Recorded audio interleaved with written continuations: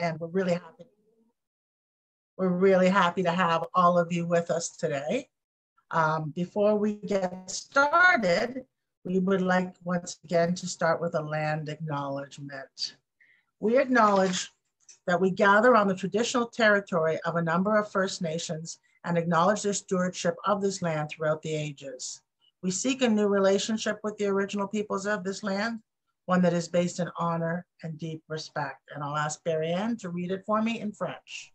Nous reconnaissons que nous nous rassemblons sur le territoire traditionnel d'un certain nombre de Premières Nations et reconnaissons leur sauvegarde et leur protection de cette terre à travers les âges. Nous recherchons une nouvelle relation avec les premiers peuples de cette terre, une relation basée sur l'honneur et le respect profond. Merci, Barry-Ann. Thank you so much. I'd like to provide a smudging for this morning's session. May your hands be cleansed that they create beautiful things. May your feet be cleansed that they might take you where you most need to be. May your heart be cleansed that you might hear these messages clearly. May your throat be cleansed that you might speak rightly when the words are most needed. May your eyes be cleansed that you may see the signs and wonders of this world. Thank you. Thanks so much, Laura. Greatly appreciate it. So as we get started with today, I just have a few reminders. You saw that we are recording this session. We have recorded both previous days of the conference. And so in the next few days, they will be posted to the website. Please take a look there. We encourage you to use the chat box to post comments for questions. If you'd like to raise your hand, that's a great way for us to know that you have a question. Or again, I'll be looking at the chat box and try to share comments and questions that way as well. We will have an evaluation at the end of today's session. There'll be an evaluation poll shared for you, and we really ask that you take the time to complete that. It's a short poll, and it really helps inform future events like this for us. Yeah, but that was after Christmas, and that was after New Year's. Someone needs to be muted. Because Tiara and Shane went out with his friends. They went out for dinner for New Year's. I'm trying to find that person because. Okay, great, thank you. And Rayanne, if you wanted to share a little bit about changing views, how to adjust view. I wasn't quite sure what you meant by that.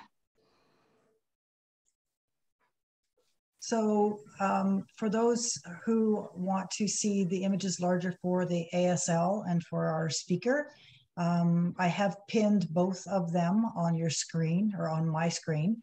There is a line between the speaker images or with the gallery view as well as a PowerPoint. You'll see like three little lines. If you put your cursor, you can drag it to the left and make the images larger and make the screen smaller.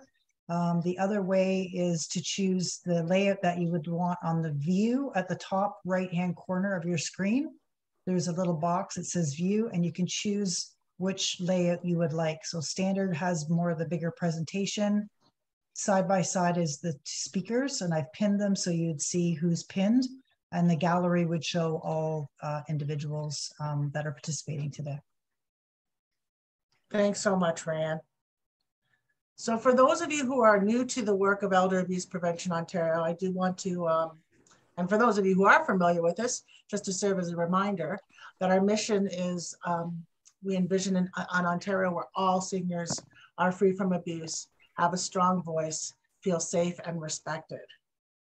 We are mandated to carry out Ontario's strategy to combat elder abuse by the Ontario government, the Ministry of Seniors and Accessibility. And we do that through raising awareness, delivering education and training, much like we're doing today. And we work collaboratively with like-minded organizations and assisting with service coordination and advocacy in communities. As I mentioned, we are, I shared this slide yesterday, and this conference really is our biggest solo learning event of the year. But our day-to-day activities include, providing that customized education. And we provide that to both older adults and service providers. And we also offer consultations for those dealing with situations of elder abuse. You'll also be hearing from us this June as we work with many local networks across the province to recognize World Elder Abuse Awareness Day, which comes on June 15th. Our recently rebranded website is home to wonderful resources, all free for download. And so I'll encourage you now, I'll have Sarah type our website into the box, and I'll also remind you later to take a visit there. That's also where you will find the recording for today's event. So yesterday's event, well, the last two actually, this is the final day that we've had for our 3-day education conference. And again, recordings for the other 2 days other than the keynote will be available on our website. There is one exciting item that I want to make sure that everyone knows about, and it is the new Future Us. It's a pan-Canadian engagement strategy that has been developed for people of all ages. The roadmap is for citizens, advocates, professionals, and leaders in communities and government. And it's supposed to help us work from different parts of our society on shared projects to prevent violence and abuse of older people in their homes and in communities. Our future is up to us. And I know Sarah's putting that in the chat box for us, so you can click on that link and download that document. It is a wonderful resource. Its time has come.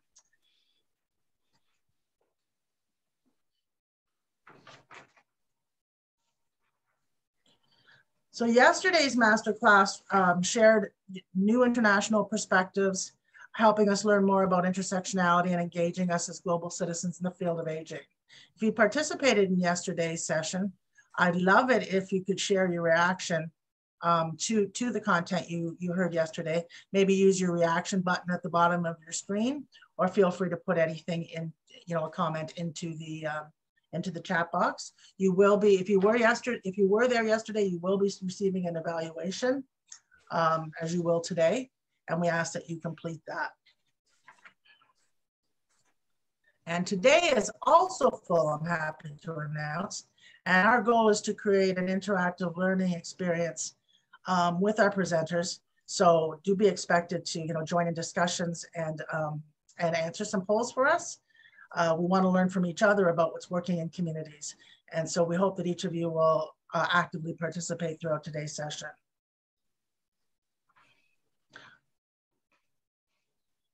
So before I introduce our speaker, I'm hoping this poll will work for us. I'm wondering if we can reflect on this question and give an answer to what we think might be the answer of choice. How is social isolation connected to elder abuse? Is it a risk factor for elder abuse? Is it a result of elder abuse? It causes serious harm for older adults, or all of the above? So Rayanne, will the poll come up for us? Marta, can you click on polls? I lost control. Oh. Yeah, just doing it right now. Thank you, Marta. Click the third question on being lonely. And then click launch.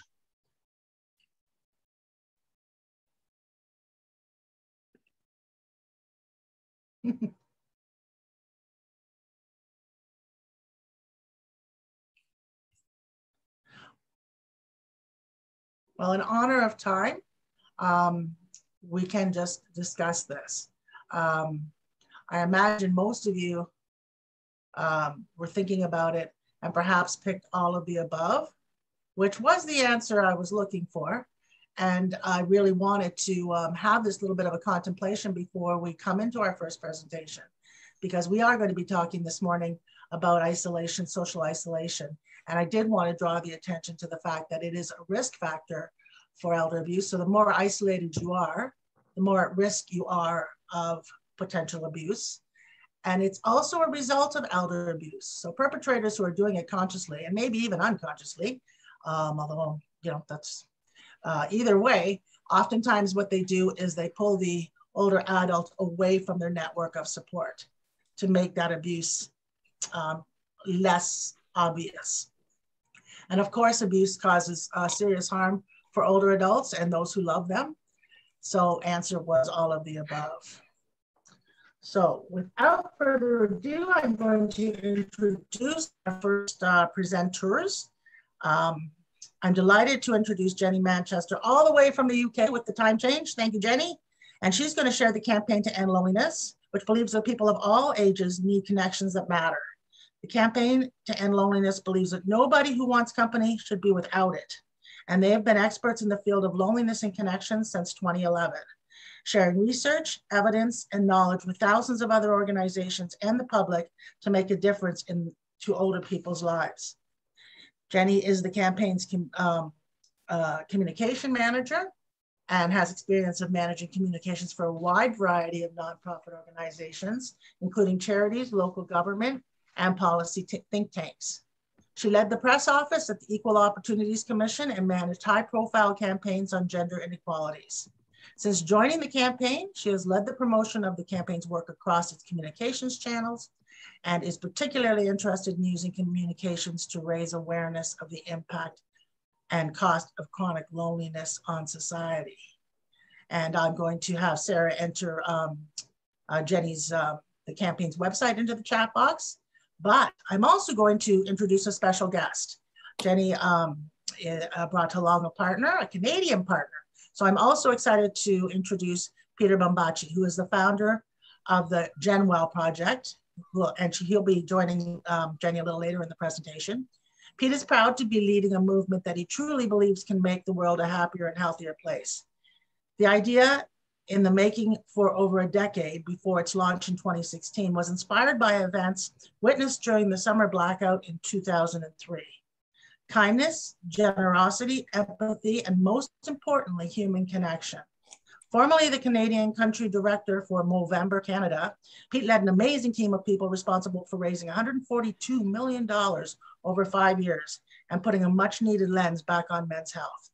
Having spent time in the for-profit and not-for-profit world, Pete believes that there is a great opportunity to combine the interests of business, schools, government, foundation, and individuals in the solution to the disconnected world that we find ourselves in today. And we will also share the GenWell project website in our chat box. Without further ado, I turn it over to you. Welcome, Jenny and Peter.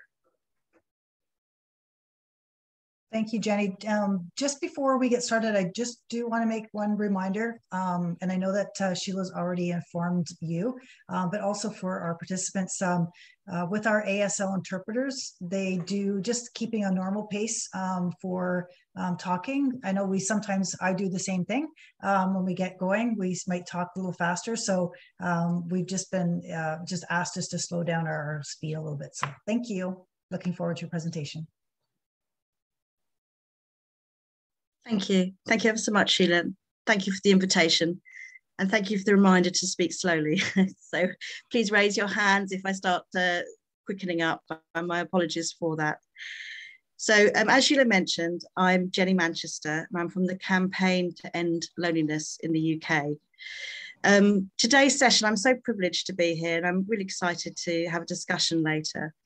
But today I'm going to talk about what is the Campaign to End Loneliness in the UK. I'm also going to talk about the UK context, about loneliness that we see in older people, particularly what we call chronic loneliness. And then I'm going to talk about our framework, which is called the Promising Approaches Framework, which is a community-based approach to tackling loneliness that we're starting to use in the UK. I'm going to give you an example of an organisation that's developed the framework to work with older people who are lonely really successfully. And then I'm going to hand over a little bit to Pete from the GenWell project in Canada, who Sheila has just introduced, about the work they're doing in Canada to tackle loneliness and improve social connection. There will be a chance to ask some questions at the end. So if you don't mind storing them, we'll have a Jamboard where you can write down your questions and you can tell us your thoughts on some of the questions that I'd like to get your feedback on, particularly if there's any interesting ways that you think that in terms of patterns that you see in Canada in terms of loneliness affecting older people. I'm sure there's a shared experience that we can learn from each other. And then Peter and I will reflect on your comments and hopefully have some more discussion.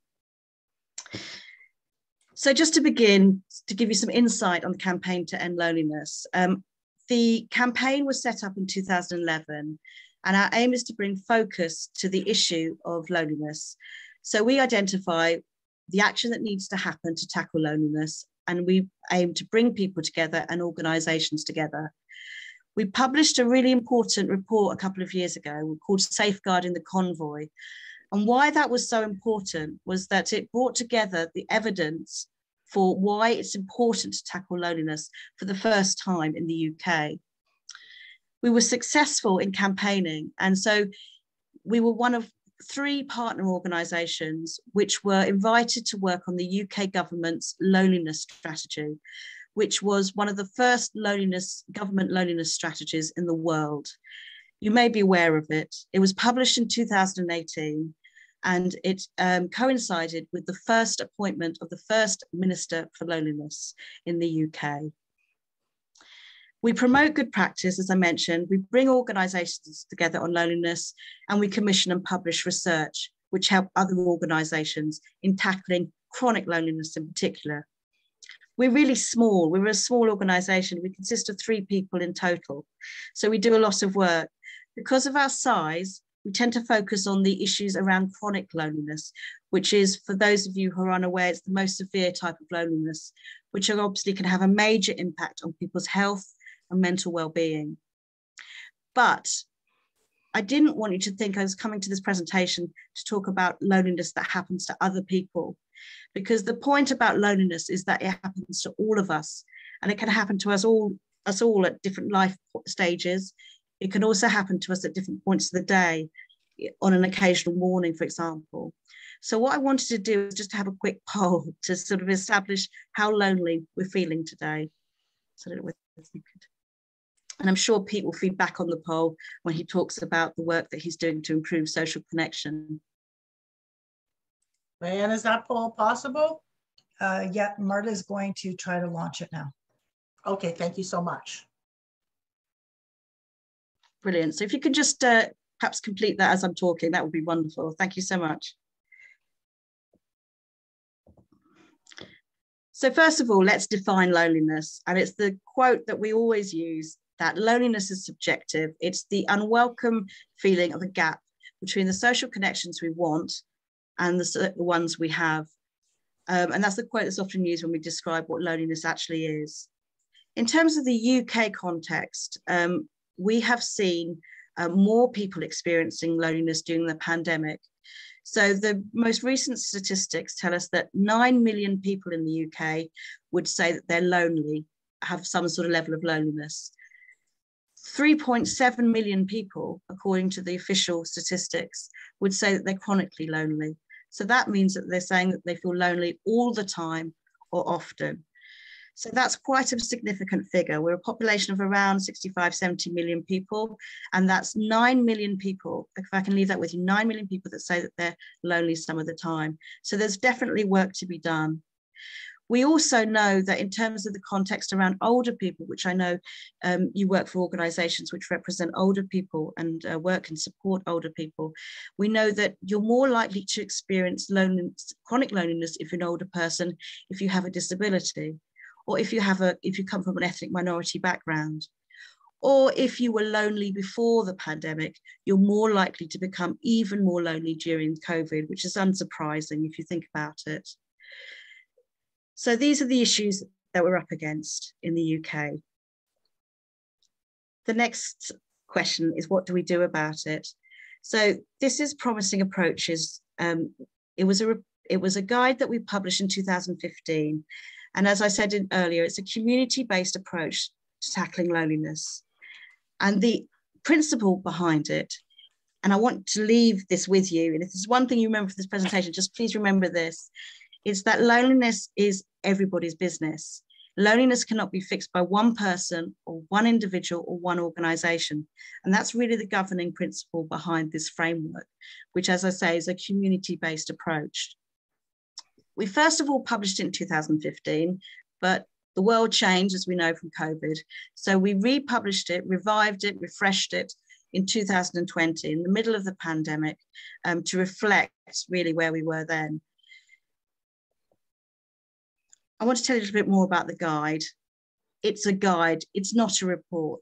It's a living, breathing document. It's on our website, and I will send you the link. I'll put the link in the chat when I finished.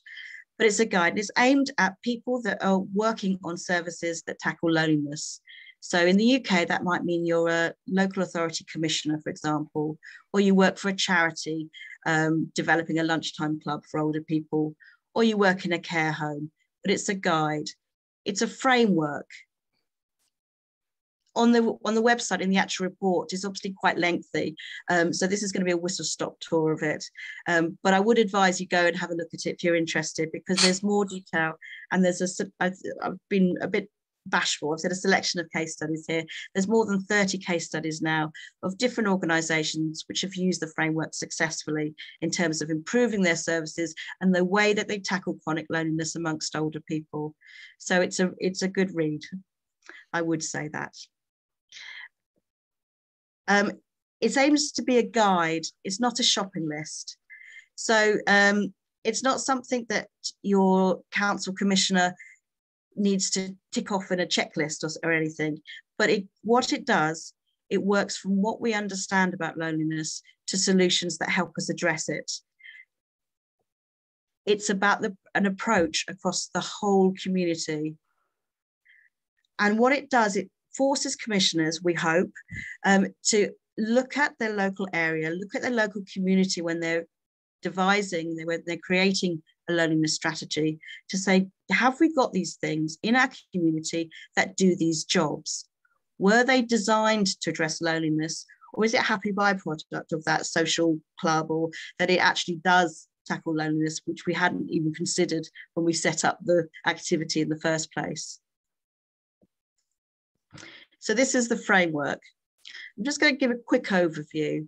There's 4 main sections, as you can see: connector services, gateway infrastructure, direct solutions, which is also your loneliness intervention. So that's your clubs, your groups, the things that you set up to address chronic loneliness. And then the outcomes. So what is the purpose of the work that you're doing to tackle loneliness? What are you trying to achieve?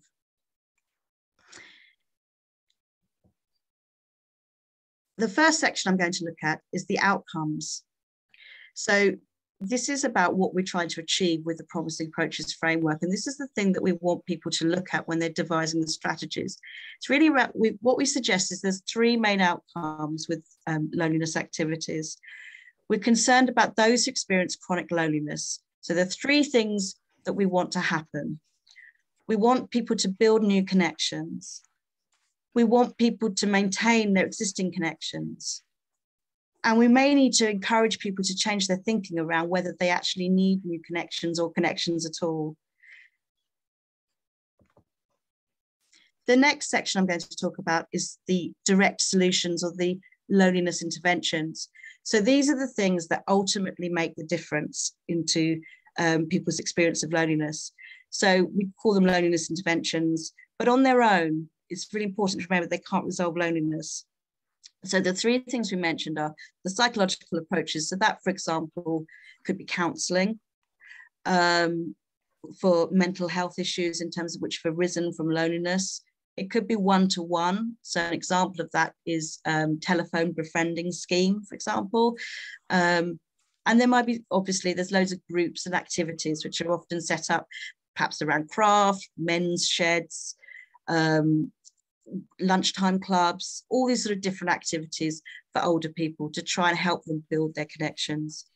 But the important thing is that they're on their own, they can't resolve loneliness.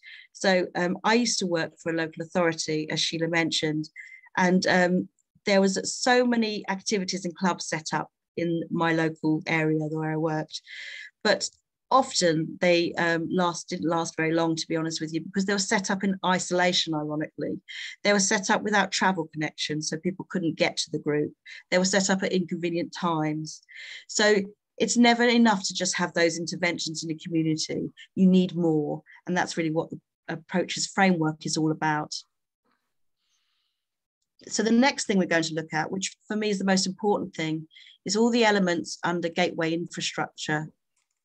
And why these are so important, I get quite passionate about this, is that they're vital to actually enable the loneliness interventions that we've all spent so much time, money, resource, making them work.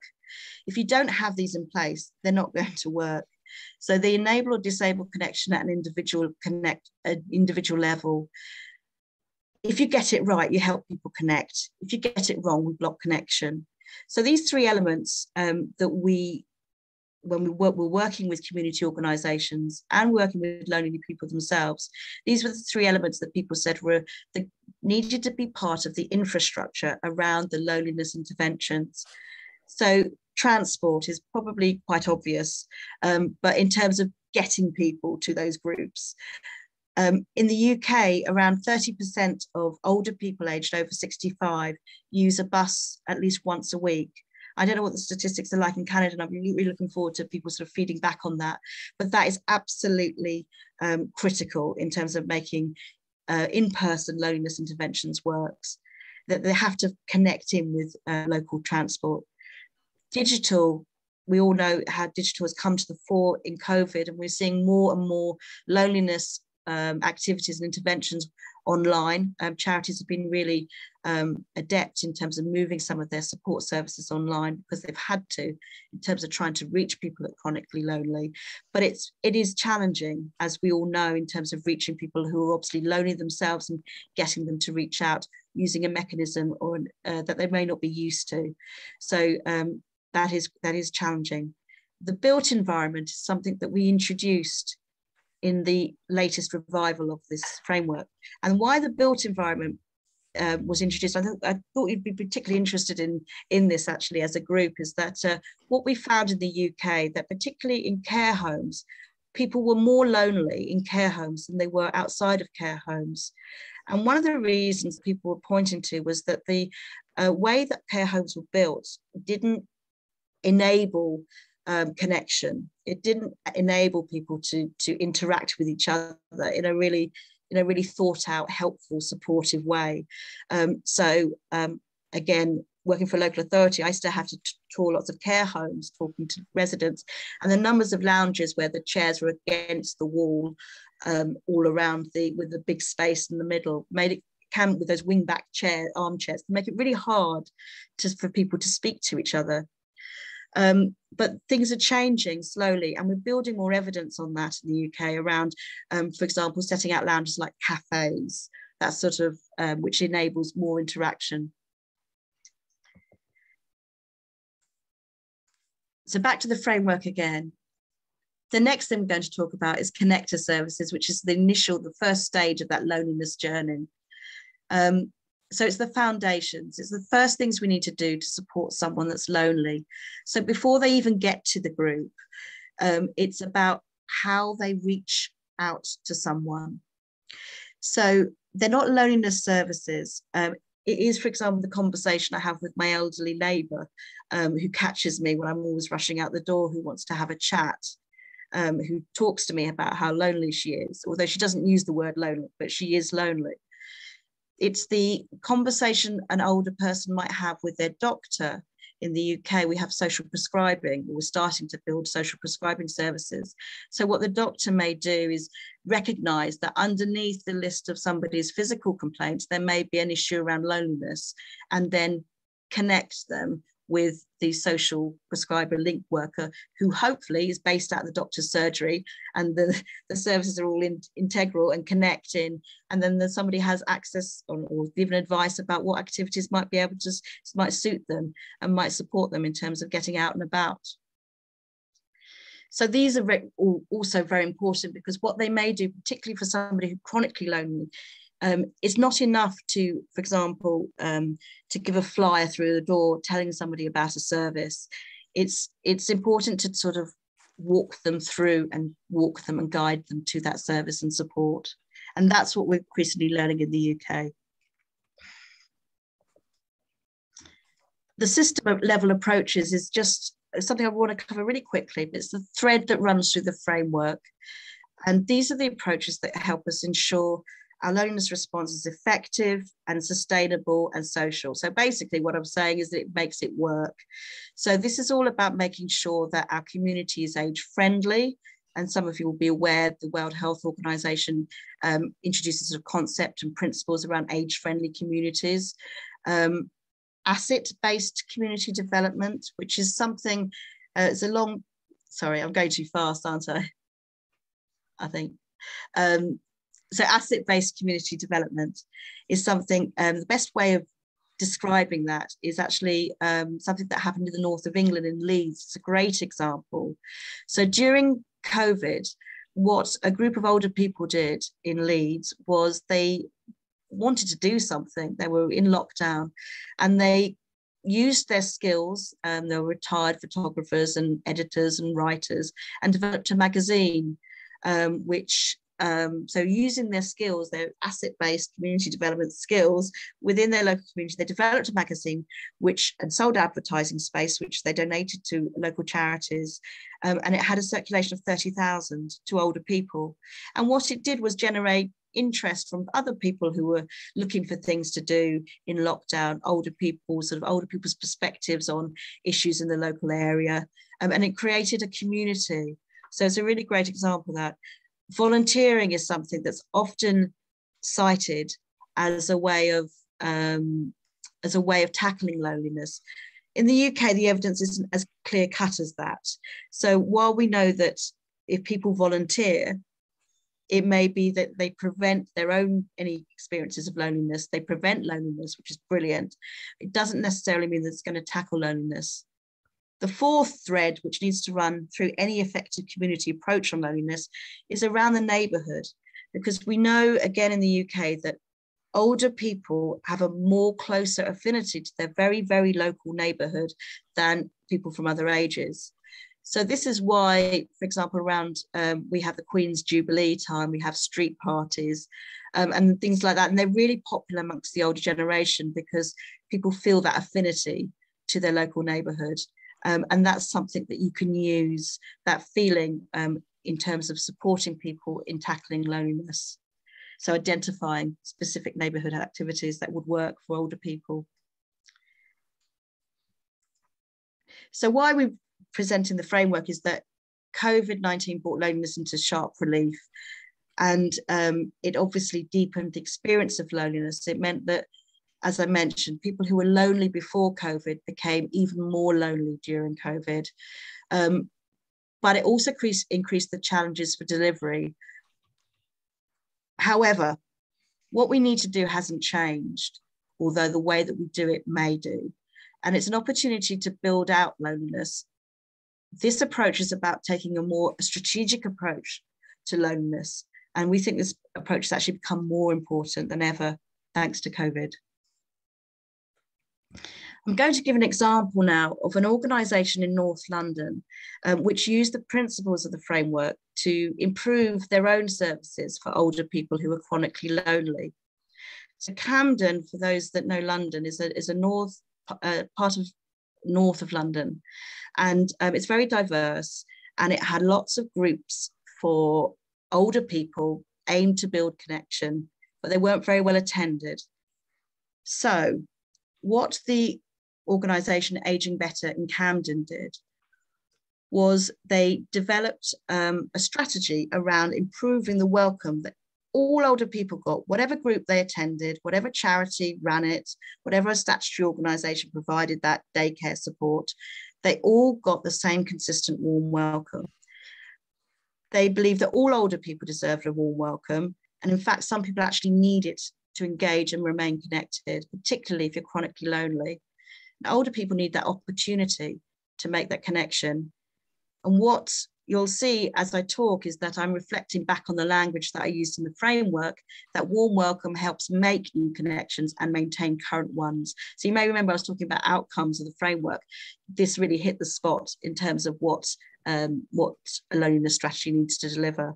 So somebody commented, one of the participants, if it's a friendly, happy group, you're going to leave brightened up and you brighten up. Now, again, these are quite obvious comments, and I'm sure there's some of you in the virtual room here that are already running these groups with brilliantly warm welcomes. But what this scheme did, which was different, was move it a step forward and make it consistent across groups in an area. It also, because of the funding mechanism, it was really well funded, this approach, and it meant that they could commission independent evaluation of this loneliness strategy, which was brilliant because they could prove that it worked.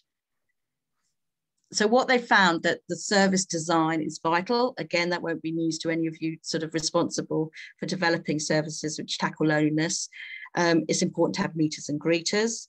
It's important to have support with transport. And again, I'm mentioning transport again. It's really important to have phone calls and to follow up on a one-to-one basis for those who need it.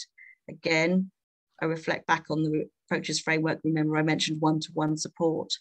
So that could be due to memory loss or at a specific point. So perhaps somebody hasn't attended a group for a while because of illness or bereavement. They're not just lost to the group. That in phone calls are critical encouragement to somebody to return. So as somebody said, it made me feel good that someone actually cares. I was really valued as a member of the group. I'm going to play a video now because I'm talking too much, but this is a video from that scheme which explains more about how it worked. Yes, I mean, children's first day at school, going first to university, leaving home, going to a new job, any of these things takes a courage. Always deep down there's this, am I going to be welcome?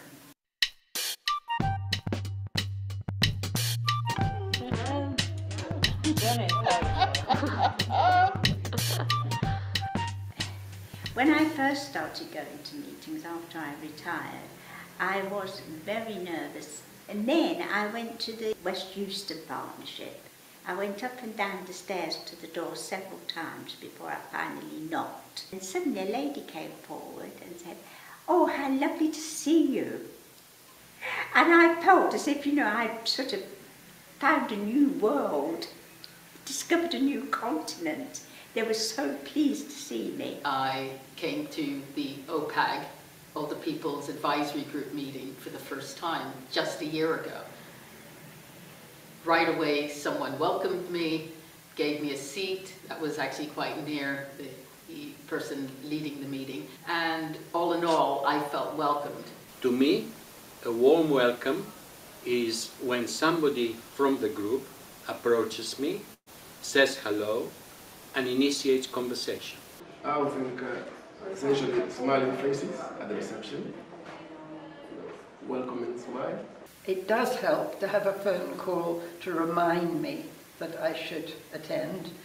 I like to be greeted and introduced to somebody, and it would help tremendously if I had a lanyard with my name, because nobody remembers everybody's name anyhow. Tea, coffee, bits to eat, and again, all of these things just encourage people like me to talk to others, to get to meet them, to get to feel that I'm welcomed. A warm welcome to any group is very important to me, because when you go at first, you might be a bit shy, and with someone there to welcome you in front of the door and to show you around makes you more relaxed and comfortable. And with that, you'll want to come back again and to tell others about the group or organization and make it grow bigger and better for everyone in the community. It is important because it does encourage one to come back to the center. It makes me feel more comfortable, and it also makes me want to participate in that group of people. It's important to me to come to these groups because it gets me out of the house, relaxes me, makes my brain work a bit faster. I'm always willing to learn more and to be able to make more friends. Also to get me out of the house and don't look after the grandchildren all the time. I want something to do for myself in my old age and not to just stay home and get lonely and bored. A warm welcome is important because a person has plucked up the courage to come to this place, and the least they deserve is a warm welcome.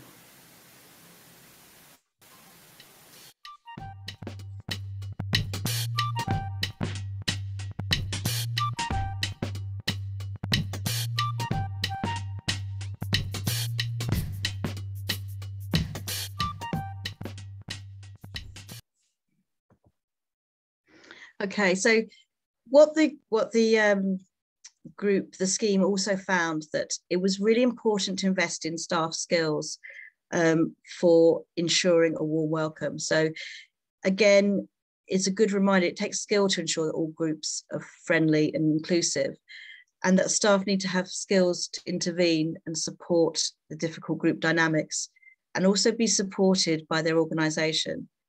So as somebody fed back, I think it's the leaders who set the tone and keep a nice atmosphere, and they're welcoming and they're willing to introduce you to other people.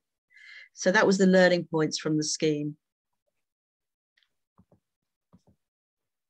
I'm now going to set the stage really for Pete BRANCACCIO, who's very kindly agreed to talk. In terms of, we've talked a lot about the UK and the UK's experience, and Pete's going to talk about the work that he does to build social connection in Canada.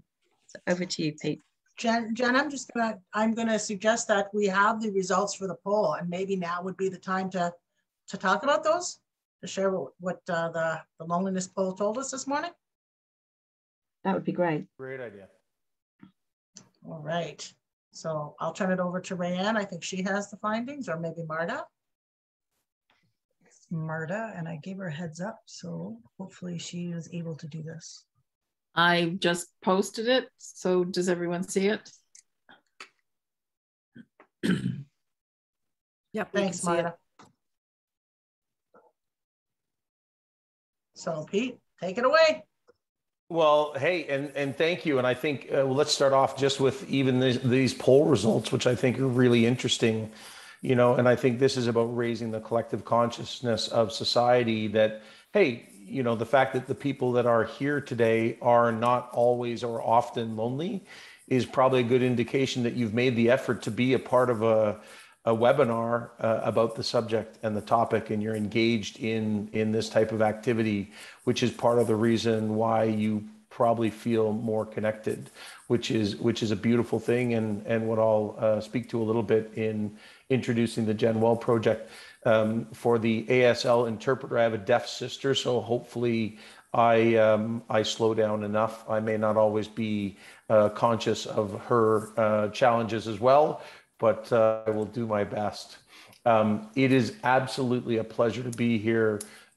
Jenny, thank you very much for that incredible presentation. I think the work that the Campaign to End Loneliness is doing in the UK is leading the globe, and has been leading the globe for many years. And Sheila, thank you also for the opportunity to be here as a part of this conversation as well. As the introduction is, my name is Pete BRANCACCIO, and I founded the Gen Well project back in 2016 here in Canada. And we consider ourselves to be a global human connection movement.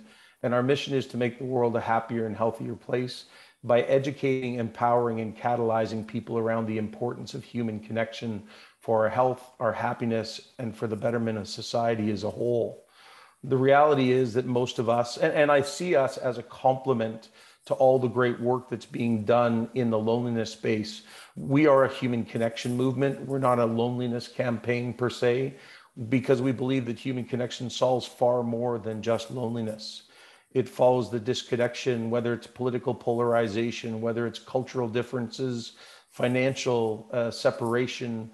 You know, at the end of the day, the way we get to understand people, to become more empathetic and compassionate towards one another, whether we're a young person, an elder, whether we're in the workplace, whether we're in the community, when we spend time with people, we get a chance to know them, to understand them, and to be there for them. What I do know is that we don't solve problems through Twitter, Facebook, or Instagram. And so that's the beauty of what you're doing here today, is bringing people together to share, to have conversations. And that truly is the power of human connection.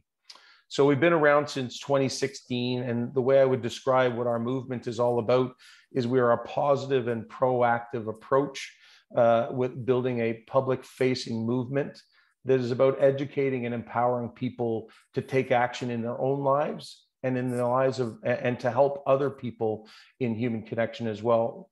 In Canada, as an example, we've had the Canadian Food Guide since 1941, educating us about the importance of eating well to our health and well-being. We've had participation since 1971, educating us about the importance of physical activity for our health and well-being. And the reality is that the research today now suggests to us that social connection is as important as eating well and more important than physical activity, but most of us have never been educated on it. The group of people that are gathered here today to speak about seniors, you know, we were fortunate. I'm 56 myself. We grew up in a time when social connection happened more naturally. We grew up in a world that had smaller backyard fences, had smaller homes for families. We didn't have automatic garage doors. We didn't have in-home movie theaters. We didn't have technology. And frankly, when mom and dad kicked you out the door to say, go play in the streets, there was always other people in the streets. And this is the world that doesn't exist today. And this is why we need to get to the point of educating all of us about the importance of human connection. And more specifically, in regards to the conversation today, when I started this movement, a lot of people believed that this was a seniors movement. And I said, well, that's a really important thing. You know, we do need to make sure that seniors understand the importance of human connection to their health and well-being. But maybe more importantly, it's about educating the rest of society that they should make some time in their seniors' lives. We know that Statistics Canada suggests that 30% of seniors are at risk of loneliness on a regular basis. Our study, we did a Canadian study last year, showed that it's nearly 50%. And even people that are in long-term care homes are at risk of feeling lonely and isolated. And that came out at 46%. You know, the reality is we all have the opportunity, and Jenny did a great job expressing that this is far greater than just a seniors issue. This is a societal issue. We don't consider ourselves a mental health campaign. We consider ourselves a social health campaign, which is focusing people more on the solution that we can do to support people's both mental and physical health.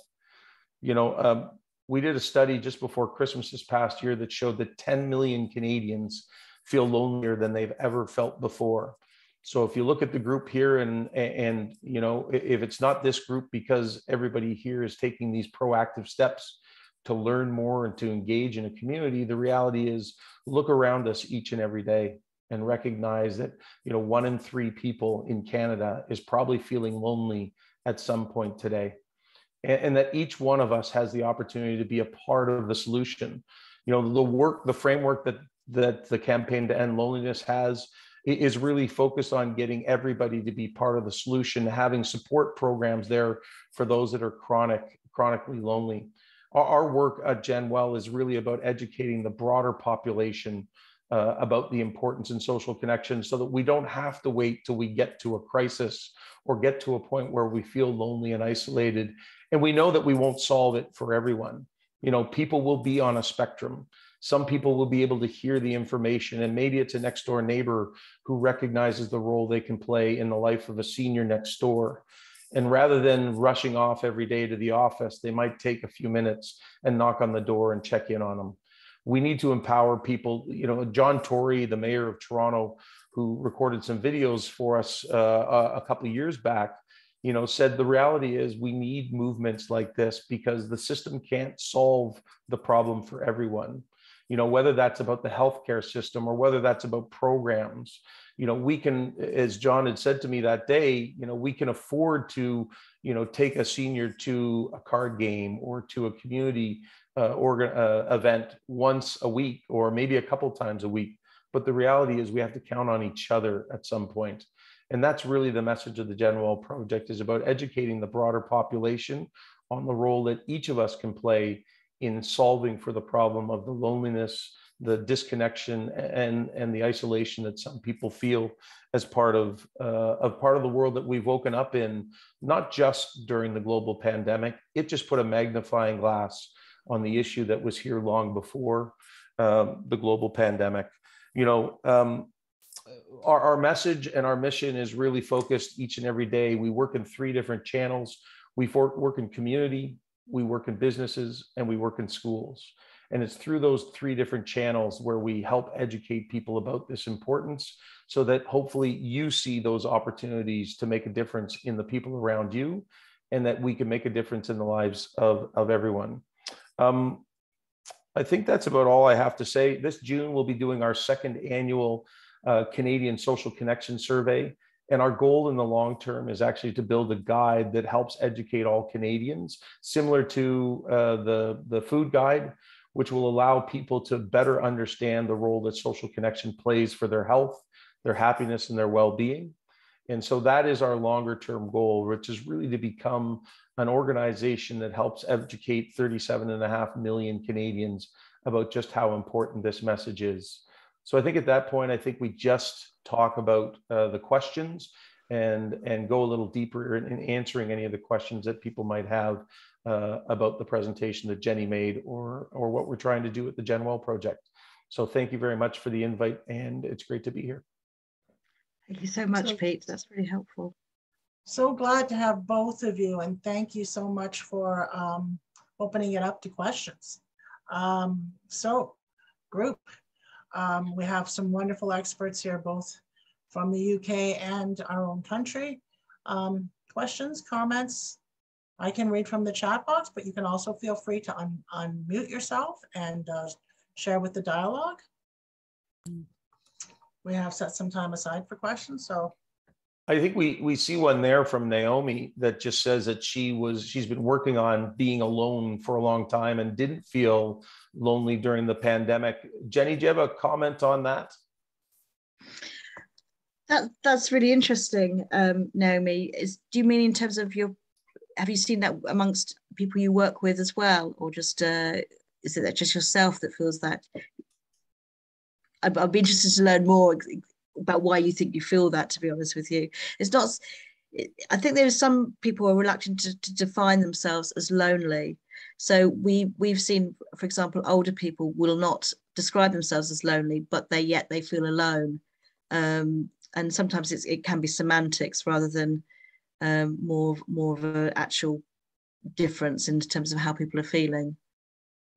And I also think that there are people who don't have a sense of loneliness and don't need to be surrounded by lots of people. You know, we talk about introverts, and what the research shows on introverts is introverts need human connection as much as extroverts. They just don't need it as often, and they don't want to do it as part of a large group. And this is another thing that's really important for us to hear as we think about how we solve for this problem.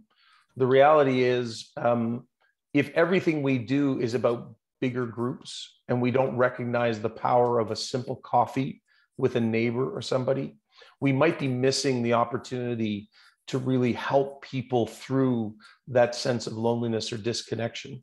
So it's really about understanding everybody's journey of loneliness and understanding that there's people who want to get together with the big groups, but there's also people who are just interested in having a coffee.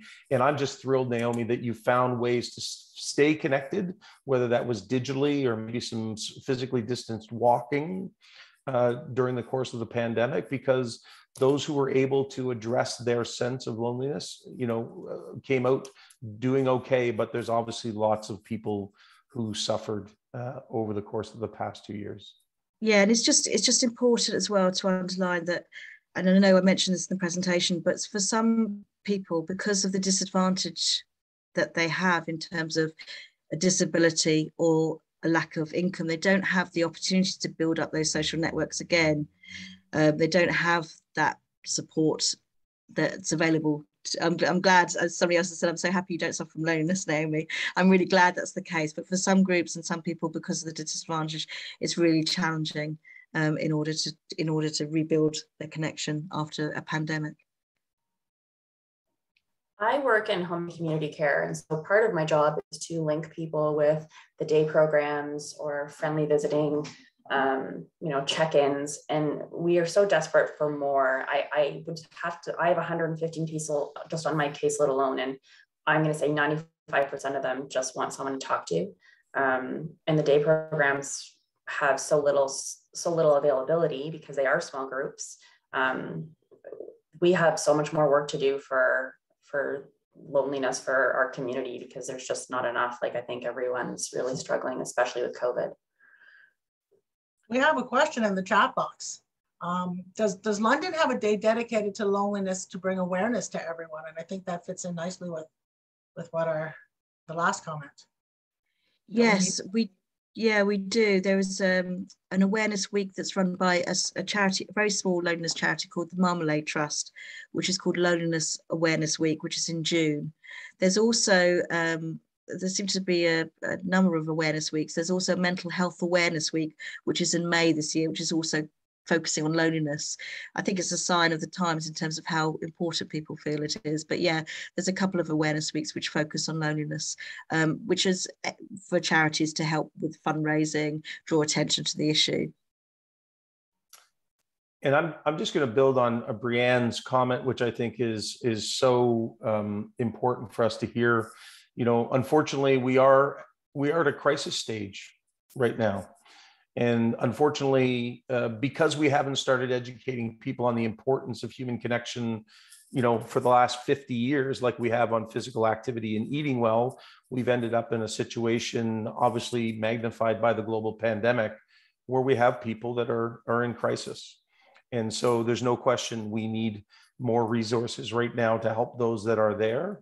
But we also, at the same time, and this is always the message of Jen Well, is we have to stop the flow into the bucket by educating people on what they can do to prevent that sense of loneliness and disconnection from other people. And so this is a tandem of saying, hey, Brianne, what if I could get 5 more people on the streets of your community to reach out to somebody and recognize the power of a conversation? It is that simple in some cases. It's just, you know what, if you took 5 minutes once a week to talk to that neighbor, that could be the difference between them needing a service versus saying, no, I know people care about me. I feel that sense of belonging.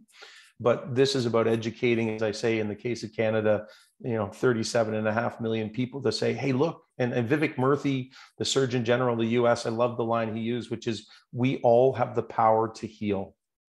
We all are part of this solution.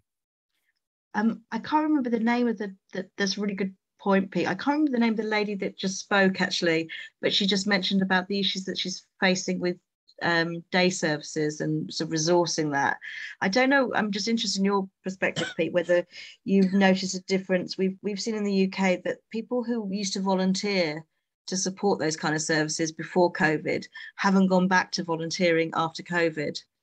And what that has meant, of course, is then there's lack of support for those sort of conversations with older people who could do with a chance to have a chat with someone. Is that the same thing in Canada? I haven't seen any specific numbers on that, Jenny, to be honest.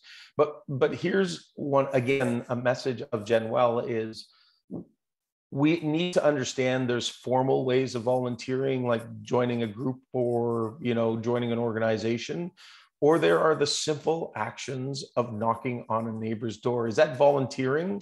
No, but that's actually just raising consciousness that we can make a difference in the lives of other people.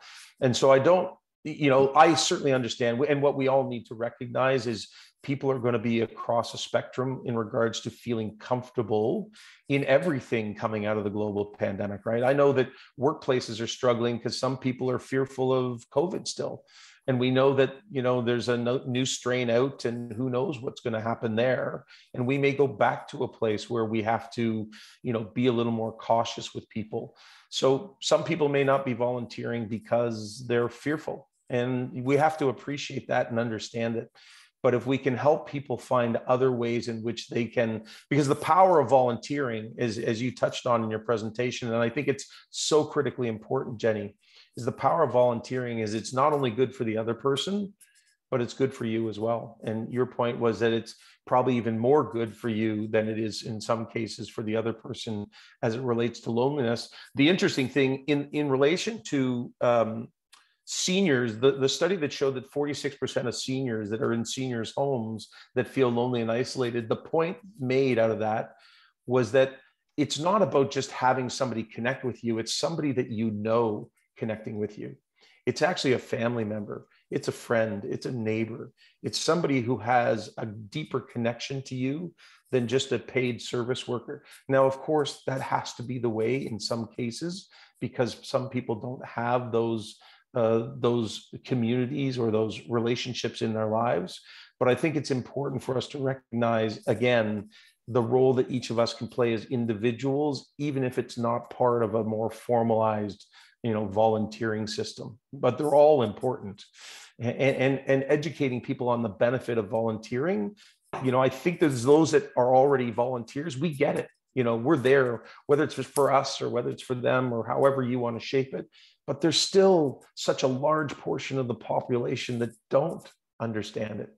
And that's part of educating them to say, hey, did you know the benefit of volunteering actually helps you as well as the other person? And I think that's one of the messages we can help get people up to speed on as part of the GenWell movement. Thank you so much. Can I just, sorry, it's Monica from York Regional Police. Could I just interject for a second on that?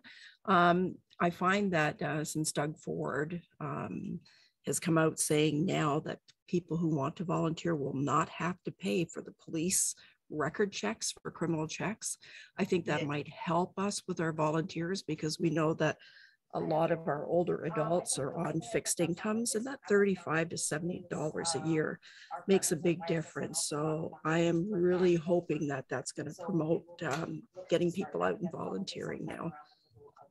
I applaud that. Thanks for sharing that, Monica. That's good news in the volunteering realm. And I'm just conscious of time, and I really encourage folks to take a look at the chat. There's some good discussion happening there. And with that, I also really want to thank Jenny and Peter for really insightful and close to the heart presentations today. It's about togetherness. It's about the importance of connection. And, so thank you for bringing that back into the forefront. It's what I think we're hearing is it's really about relationship. And as an elder abuse prevention consultant, it is all about relationship. A relationship is what helps us prevent elder abuse. So again, we're all interconnected, and I want to just thank you for reminding us about that today. Thank you so much. Feel free to join us. We are going to move on to our next presenter. I'm just going to share my screen and do a little bit of an intro. If it will let me. Why is it not letting me? Bear with me. This is what I wanted to see. So our next presenter, Lisa from Age Friendly Communities, is going to be familiar with this slide because it came from a collaborative education session we did with Elder Abuse Prevention Ontario did with Age Friendly Communities just a couple of months back. And I shared the slide yesterday because I think it really does kind of lead into setting the context for, again, discussing ageism and abuse. Dr. David Burns is one of the authors on this great study, and Sarah will put this full article, the link to this full article, into the text box or the chat box for us, so that if this is something you'd like to learn more about, you can feel free to search out the full text. With that, I'm hoping I'm going to say Lisa's last name right. BRANCACCIO? Yeah. I always just call her Lisa. I got it, yay. And she's going to come to us today and share about age-friendly communities as an approach to combat ageism.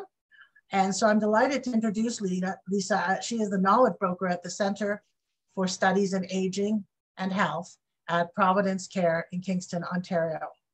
Her role, she facilitates the uptake of quality evidence through capacity building and tailored knowledge translation strategies that support healthy aging.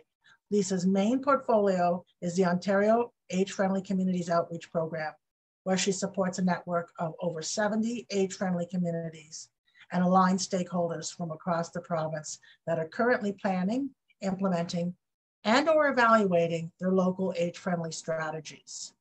She is passionate about inclusivity, supporting marginalized populations, and promoting community action for health equity and health public policy. Lisa holds a master's degree in public health from Queen's University. And with that, I turn it over to Lisa. I'll just stop sharing and turn it over to Lisa to share her screen. Okay.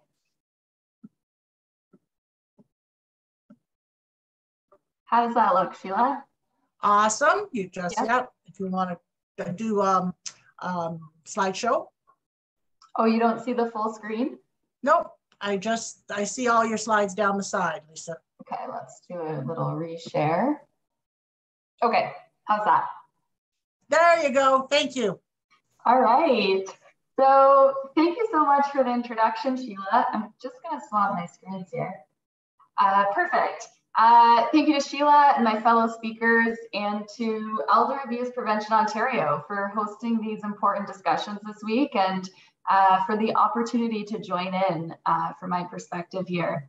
As Sheila kindly mentioned, I'm Lisa. I work at the Center for Studies in Aging and Health at Providence Care, located here in beautiful, albeit quite cloudy today, Kingston, Ontario, the traditional Anishinaabe and Haudenosaunee territory.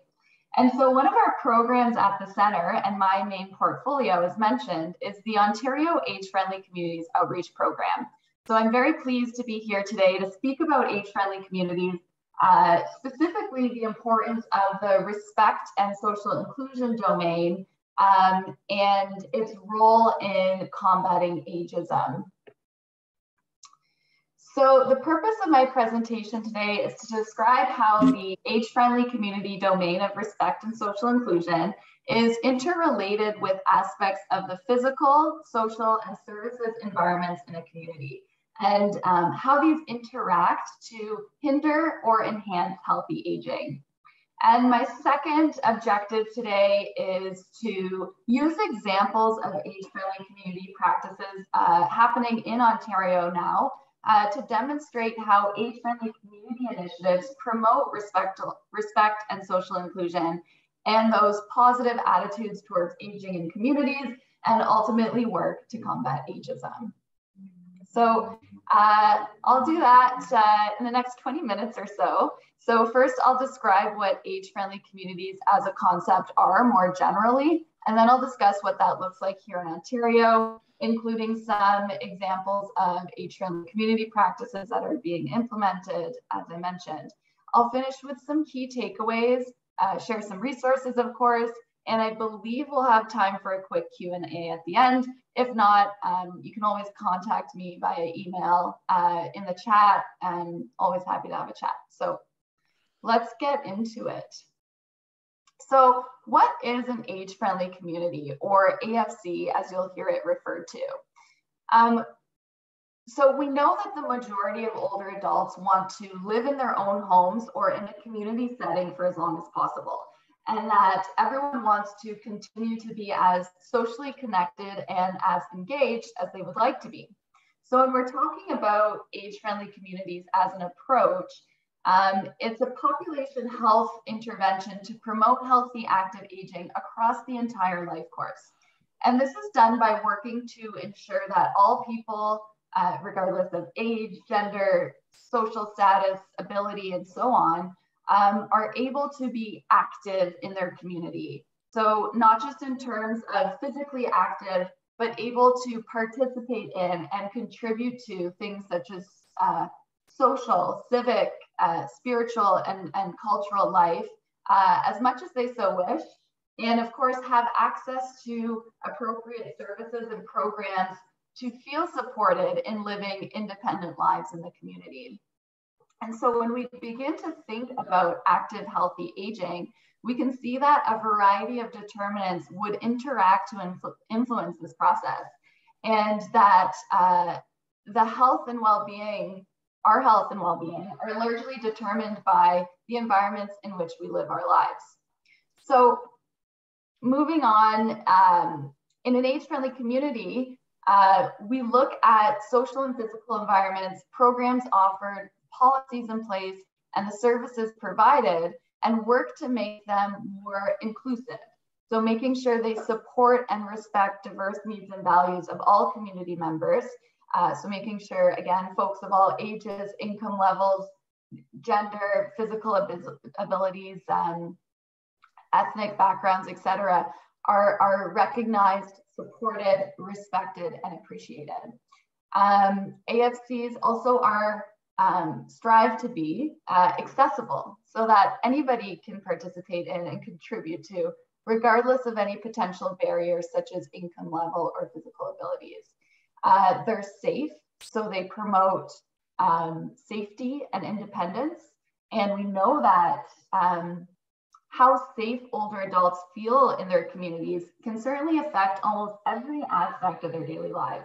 So say if a neighborhood is considered unsafe, that certainly would not encourage outdoor activities or engagement with the community, thereby limiting opportunities for physical fitness or social participation.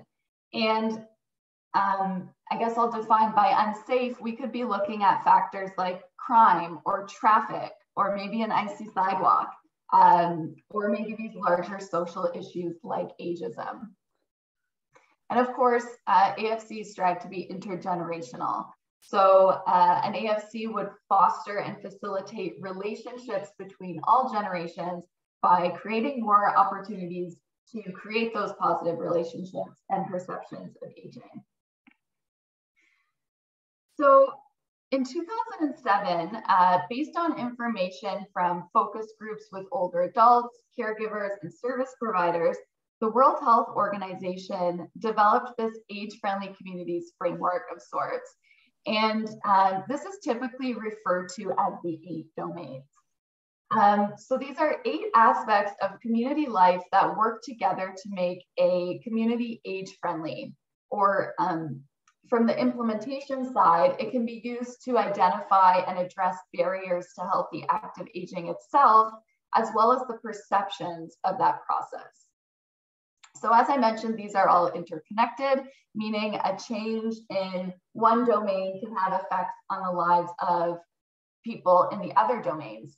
And the way it's organized on this slide is to demonstrate that AFCs consider the physical environment, the social environment, and the services environment.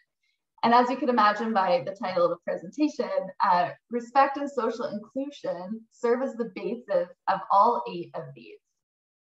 So I'll just briefly walk through these now, and later in the presentation, I'll provide those examples of what addressing these domains actually look like in an age-friendly community in Ontario. So our first domain, outdoor spaces such as parks and sidewalks, and buildings such as businesses are clean, they're secure, they're accessible, things like that. Transportation is key to getting people where they need to go, whether that be a medical appointment, to grab some groceries, maybe a social engagement, or your employment, and therefore really essential to well-being. So making sure, again, that there are accessible transportation options in a variety of methods. The next domain is housing. So housing is, as you can imagine, one of the highest priority issues, and more than ever for AFCs. So this means having housing options at different levels of affordability, accessibility, and offer safety and security to us to age in our communities. And moving into the social environment, we're looking at things such as social participation. So making sure that there are a variety of opportunities for social participation in leisure, social, cultural, and spiritual activities. And so we see in the 5th domain that it's not just about opportunities to interact within communities, but also about how older adults and folks of different ages, et cetera, are treated during those interactions. So in an AFC, this interaction would be meaningful and respectful, and there are positive community attitudes about aging and older adults. And I'll go into this domain a little bit further on the next slide. So civic participation in employment, individuals would have the option to work, volunteer, or participate civically if they so choose. The seventh domain, communication and information. So in an age-friendly community, information about services, programs, health, news is available and accessible in many formats. And communities are always trying to improve the ways to disseminate information, especially those harder to reach groups or those who may be socially isolated. Because what's often found is that programs exist and there's this lack of awareness about the programming that tends to be an issue. So that's a really important domain. And finally, community support and health services. Basically offering health services that are tailored to diverse needs of older adults, and that there is access to, and again, awareness of health services and programming.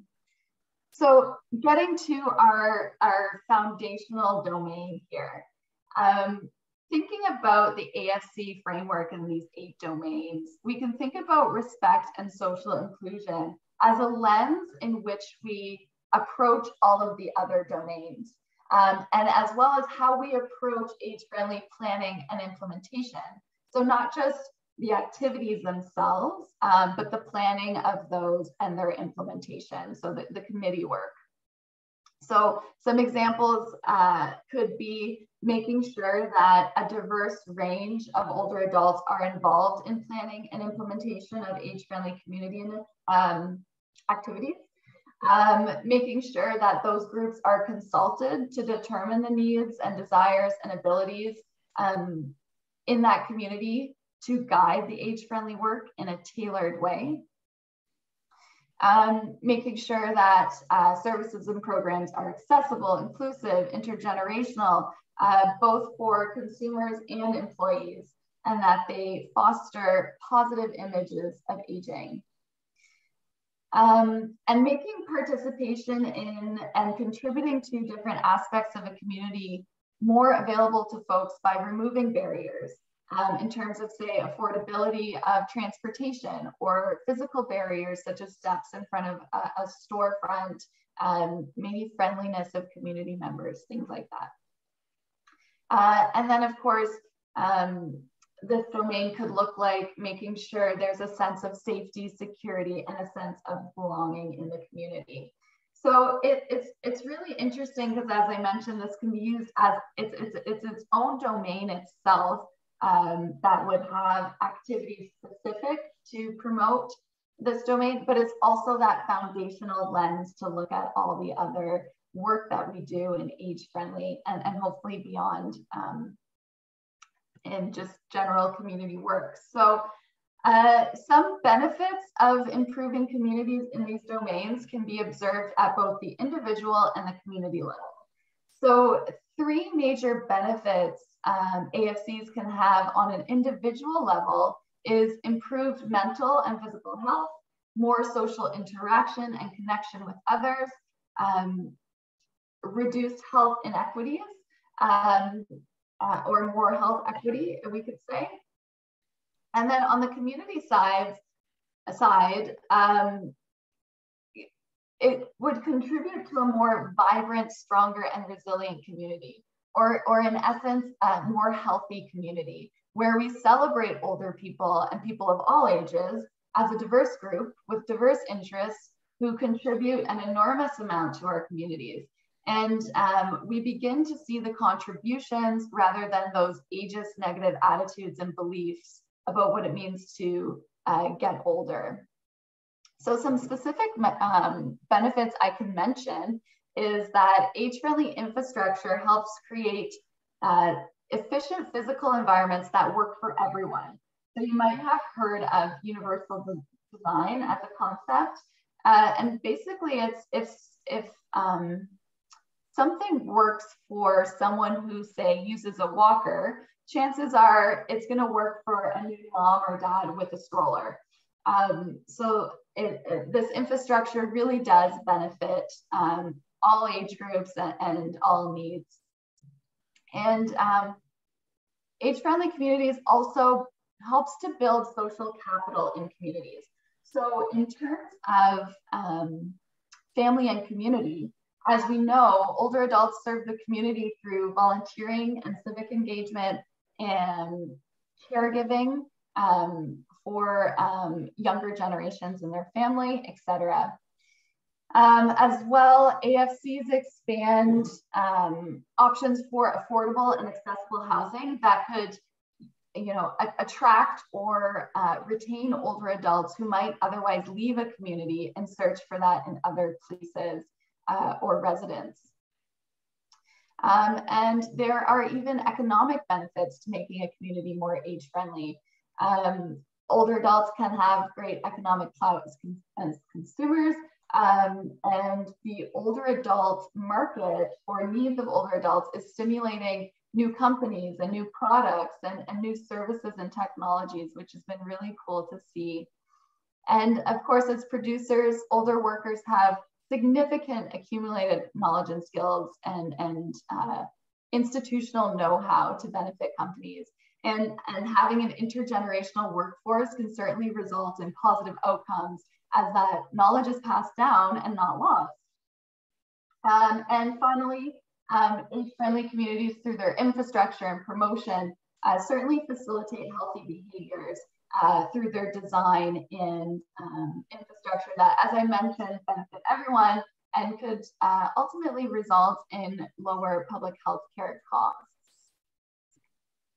Whoops. Right. So now that we have an understanding of what age-friendly community means and some of those domain areas and benefits of taking action in those areas, we can talk about what that looks like here in Ontario.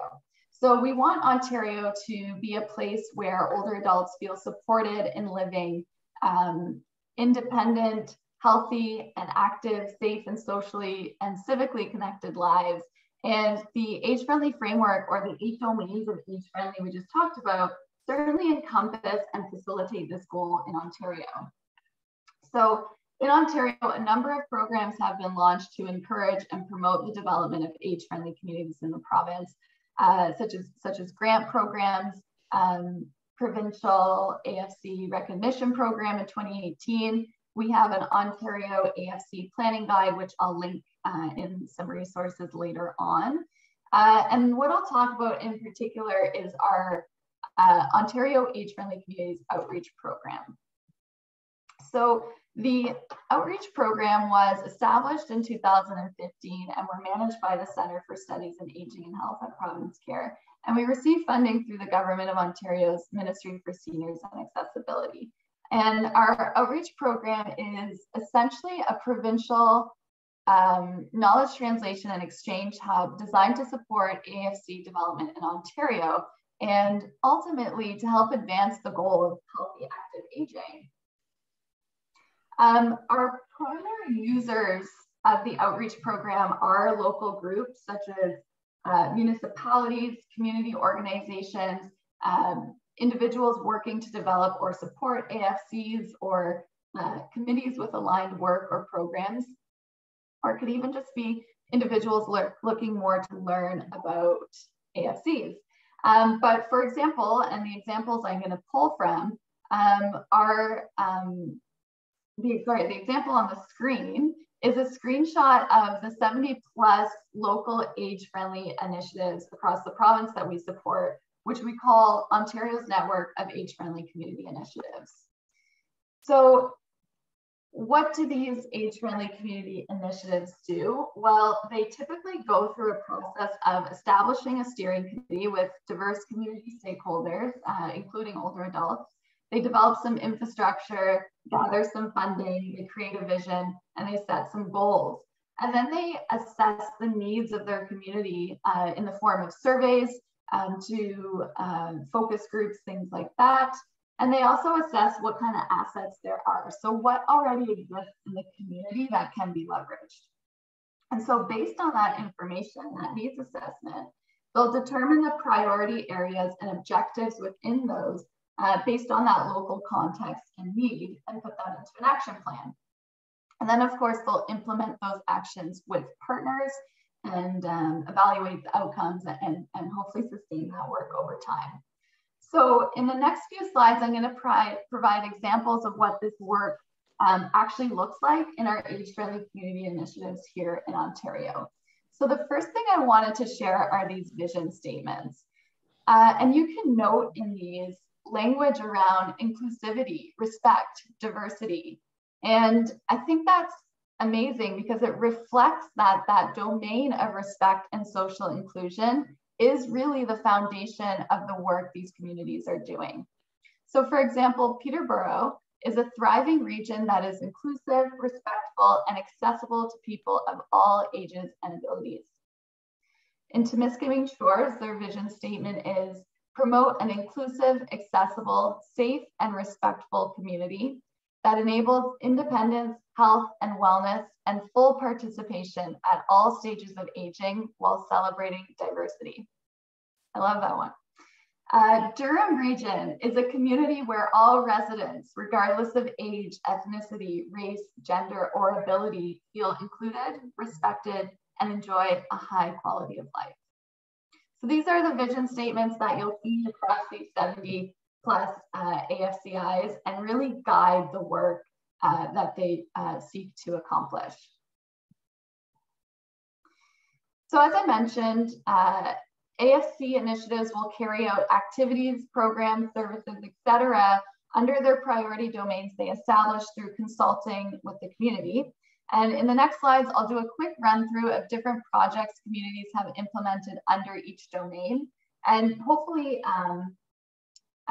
demonstrate how even through addressing these domains that aren't the respect and social inclusion domain, are really using that lens to inform this work.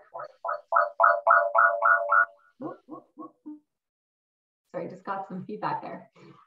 So the example I have here is the age-friendly checklist and modifications to outdoor spaces that were done in London. And the age-friendly group in London created a checklist to identify the age-friendliness of parks and the opportunities for improvements in those parks. So new benches were installed along the pathways, which had a more age-friendly design to include arms on the benches, seats that were higher off the ground. It also included new signage, which was also installed to make it easier to find things like washrooms, hours of operation, and other amenities in these outdoor spaces. Another example is for transportation. And the example I have here is how age-friendly Hamilton improved how older adults get around. It also enhances social participation and it promotes physical activity. So the initiative is called Let's Get Moving, and it consists of free workshops for older adults, each with an educational and experiential component. And there are 4 versions of this workshop series. So they do one called Let's Take the Bus, Let's Take a Walk, Let's Ride a Bike, and Let's Drive a Car. And for example, the Let's Take the Bus workshop introduces or reintroduces older adults to Hamilton's public transportation system and addresses any barriers that may prevent the use of that public transit. So it's 3 hours and it includes a presentation, a demonstration. So they have the bus parked, they go on a bus ride, and then participants are offered lunch. So they have that social interaction as well. So those other, the bike, the car, the walking also follows that same similar format. And the impact was that participants reported that they felt more confident riding the bus and that they planned to take a walk along Hamilton's trails and that they're more confident about cycling or driving a car. So feedback's been excellent on those. And this initiative in particular has been adopted in other communities in Ontario, which is great. Housing. So for housing, an example could be the home share program, which is an intergenerational housing program that brings together an older adult who has a spare room and a post-secondary student looking for accommodation during their studies. And they live together, and the student pays a reduced rent and helps with some chores around the house, maybe shoveling the sidewalks, some light housework or pet care, things like that. And this beautiful relationship is formed through the duration of them being roommates. So currently there are programs in Toronto, Peel, and Kingston in Ontario. Other communities might create something like a housing guide to help older adults navigate the housing options that are available to them in their community, and tons of other really great initiatives I wish I could get into as well. Another intergenerational program is BRANCACCIO, which is another amazing program. It's a school-based program that connects middle school students with an older adult.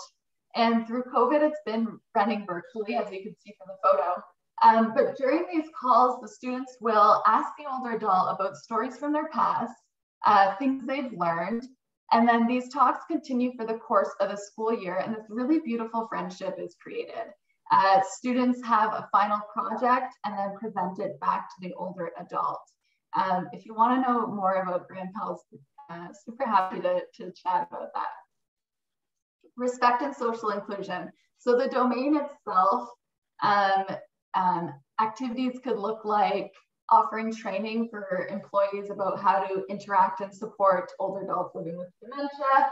Some communities are working with local businesses to help them consider ways to improve their physical and social environments, to attract and retain older employees or customers. Some communities do community awards that recognize the contributions of older adults. For example, maybe a Volunteer of the Year award or a Seniors Award.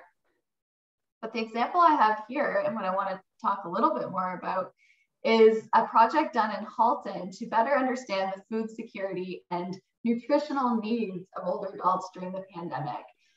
They surveyed the community and discovered that less than, I think it was 1/3 of respondents reported that they never worry about having enough to eat. And 80% of respondents identified with high nutritional risk. And they also asked about socialization and technology use, which came back low. So the team worked to create this older adult food package from Food for Life, but add additional resources to it to support the older adults with these needs. They sent out this great package. It had PPE equipment, notes from young students in schools. It had, of course, the food package. Out of this project, they also developed this toolkit to help community groups and members also address food security needs of older adults in the community. So other AFCs can pick that resource up and similarly address this issue in their communities. Civic participation and employment. So building an age-friendly business in the city of Kawartha Lakes. So this is a guide to help businesses better support older customers, but as well how businesses can better support their older employees. This is just an example from Kawartha Lakes. However, some communities have done similar work to ensure that anybody who wants to be civically engaged and employed can be. So I'm getting close here. I'm just conscious of the time. So many communities have created seniors guides to compile all information for older adults into one place. This might include seniors programs and services offered in their community, etc. Maybe this is online and they also do a print version. The example I have here is in Wasaga Beach. They host an annual Seniors Expo to help connect older adults to local information and services.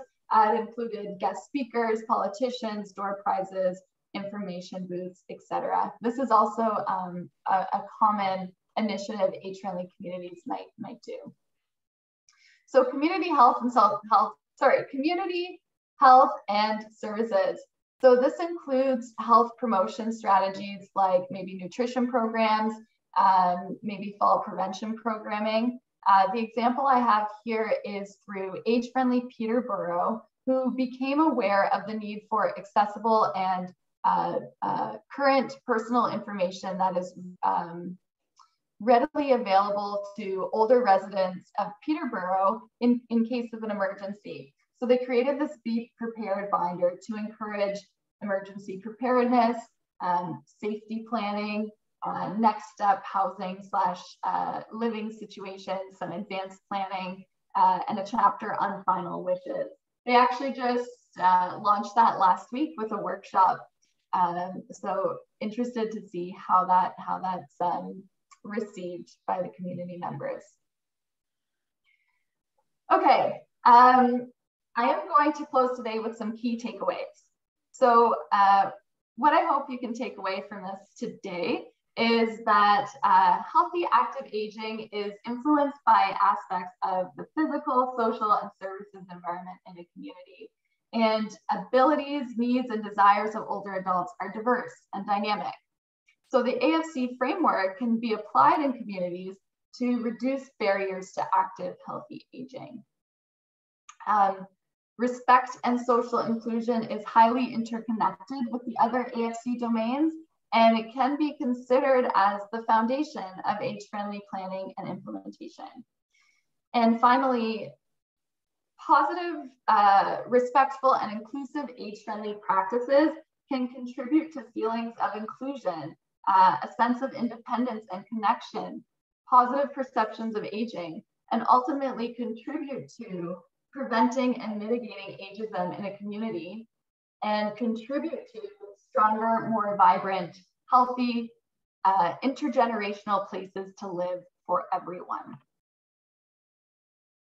So some resources I'll leave you with. Our website is www.agefriendlyontario.ca. On there, we have a webinar series. The one Sheila mentioned with Dr. Burns is up there. We also have an interactive map where you can find more examples of, like the ones I just shared, of what's happening in communities. Some other resources on, say, age-friendly businesses, respect and social inclusion, etc. And sign up for our monthly e-newsletter is up on our website there. So the guide I mentioned is called Creating a More Inclusive Ontario, Age-Friendly Community Planning Guide for Municipalities and Community Organizations. You can check that out as well. That's the process that age-friendly communities in Ontario follow to guide their work. And of course, you can contact me if you need clarification on anything I spoke about today or going forward. Happy to talk and hear about your work as well. Here's my list of references that informed my presentation today. Thank you very much for listening, and I'm happy to answer any questions. Thank you, Lisa. That was a really great presentation. You know, you highlighted many great things that are happening across the province through age-friendly communities. And, you know, I was really especially conscious of, you know, when you read some of the visions and the mandates, how they aligned with our own at Elder Abuse Prevention Ontario about safety and inclusion. And so, you know, it's nice to know there's a team approach to, you know, wrapping around our older adults in communities. I did want to say that this morning in my inbox came your newsletter, and there was a promising best practice link. I'm wondering if it'd be okay to put that in the chat box, Lisa, just to share with folks. Absolutely. Yeah, please do. All right. Well, thank you again. Now, we are supposed to be officially on break. We ran a little bit over time, but Lisa, can you stick around for some questions if there are any? And folks who need to get up and move around, of course, we encourage you to take your break. We will start back with our next presenter at 10:15 or 11:15. So stick around. If you have any questions, you can put them in the chat box for Lisa, or you can unmute yourself. But for those of you who need to have a bit of a movement break, take that, and we will start back at 15 past the hour in a few minutes. And the Canadian outreach that's happening around that, but great tie-in. So I'm glad to be able to introduce Jennifer Rayner. She's the Director of Research and Evaluation at the Alliance for Healthier Communities, a network of 100+ community-governed comprehensive primary healthcare organizations advancing health equity in Ontario. She received her PhD of epidemiology and biostatistics at Western and completed postdoctoral training at Ryerson University. She's an adjunct research professor at the Center for Studies in Family Medicine and University of Toronto in Family Medicine. Sheila, could you give me a few seconds of breath in between? Oh, I'm not able to keep up with you. Sorry, I'm doing it again. Yeah, okay. Can you go back to she received her thank you. She received her PhD of epidemiology and biostatistics at Western and completed postdoctoral training at Ryerson University. She is an adjunct research professor at the Center for Studies in Family Medicine and University of Toronto in Family Medicine, and with the Institute of Health Policy Management and Evaluation. She has worked within the community health sector for over 20 years and is interested in comprehensive primary health care, interprofessional teams, and health equity. So we are delighted to have you join us today. Jennifer, I will stop sharing screen and let you bring up your presentation. Perfect. Thanks so much. Sorry for the long bio. I read too quickly. Okay, so I'm going to be talking about prescribing social support and connectedness, and really diving into a pilot project that we did within the Alliance for Healthier Communities. So as you saw yesterday, I think, this chart is from an Angus Reid survey. And we don't need to spend a lot of time on the actual details, but what I wanted to show you was that since March 2020, so the start of the pandemic, older people or older adults have really experienced significant decline in a number of areas. So we can see here that people are reporting high levels of fear, anxiety, and depression during COVID. And then this was compounded by disruptions in healthcare, which we all experience to some degree. But in particular, older people reported that they experienced greater fear and anxiety, and and just the restrictions on their movement really challenged how they could access healthcare and support. So overall, older adults reported that their social support network was significantly impacted, and their mental health had deteriorated throughout the course of the pandemic. So I think we've heard this over and over and over again, but the World Health Organization also released a report in July of 2021 that highlighted the consequences of social isolation and loneliness. So this report showed that social isolation and loneliness were both risk factors for violence and abuse, and this appeared to have increased during the course of the pandemic. They offered some important suggestions for reducing social isolation and loneliness, such as the implementation and scale up of interventions to actually target social isolation and loneliness, and also to improve research and strengthen this global network of evidence that we're beginning to create about isolation and loneliness amongst older people. And during the first wave of COVID, I actually conducted a bunch of interviews with all of our member centers, and I'll talk about them a little bit. And we heard from the front lines, right at the early stages of the pandemic, how people were reporting an increase in violence and abuse. So I'm going to be talking about social prescribing, which Sheila mentioned, which is one intervention which we found could really reduce social isolation and loneliness. We're also trying to build increasing research and evidence, which was key to this project. In addition, we're trying to be part of this global movement to really build a tsunami of work going on around social isolation and loneliness. So to give you a bit of context, I work for the Alliance for Healthier Communities, And we represent a network of over 100 community-governed comprehensive primary healthcare organizations in Ontario. This includes folks like community health centers, Aboriginal health access centers, nurse practitioner-led clinics, and community-governed family health teams. All of these organizations are funded to serve people with complex social and medical needs. So we're funded to provide care for folks who can't get care easily elsewhere. We have a whole bunch of team supports that are with our organizations, and these include physicians and nurse practitioners, but also social workers, dietitians, health promoters, community workers, peer workers. So if you think of a community health center, just sort of imagine a family doctor's office nestled within a community hub.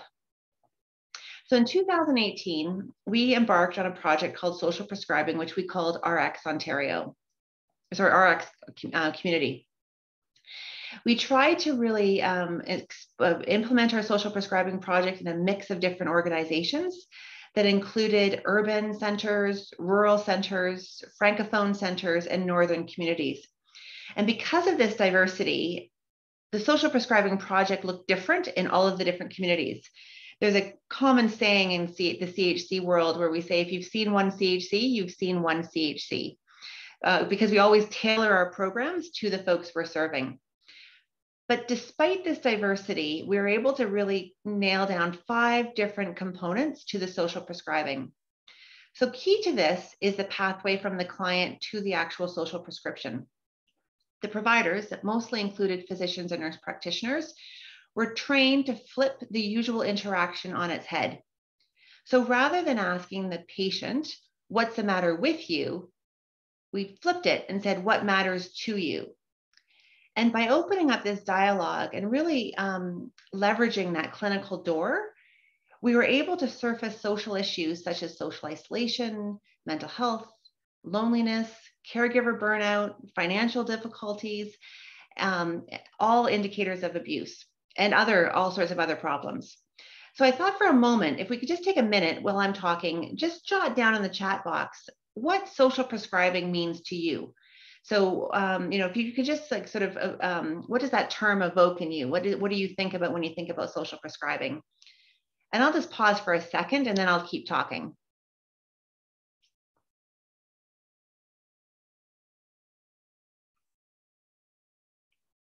And I'll describe how we implemented it in our CHCs.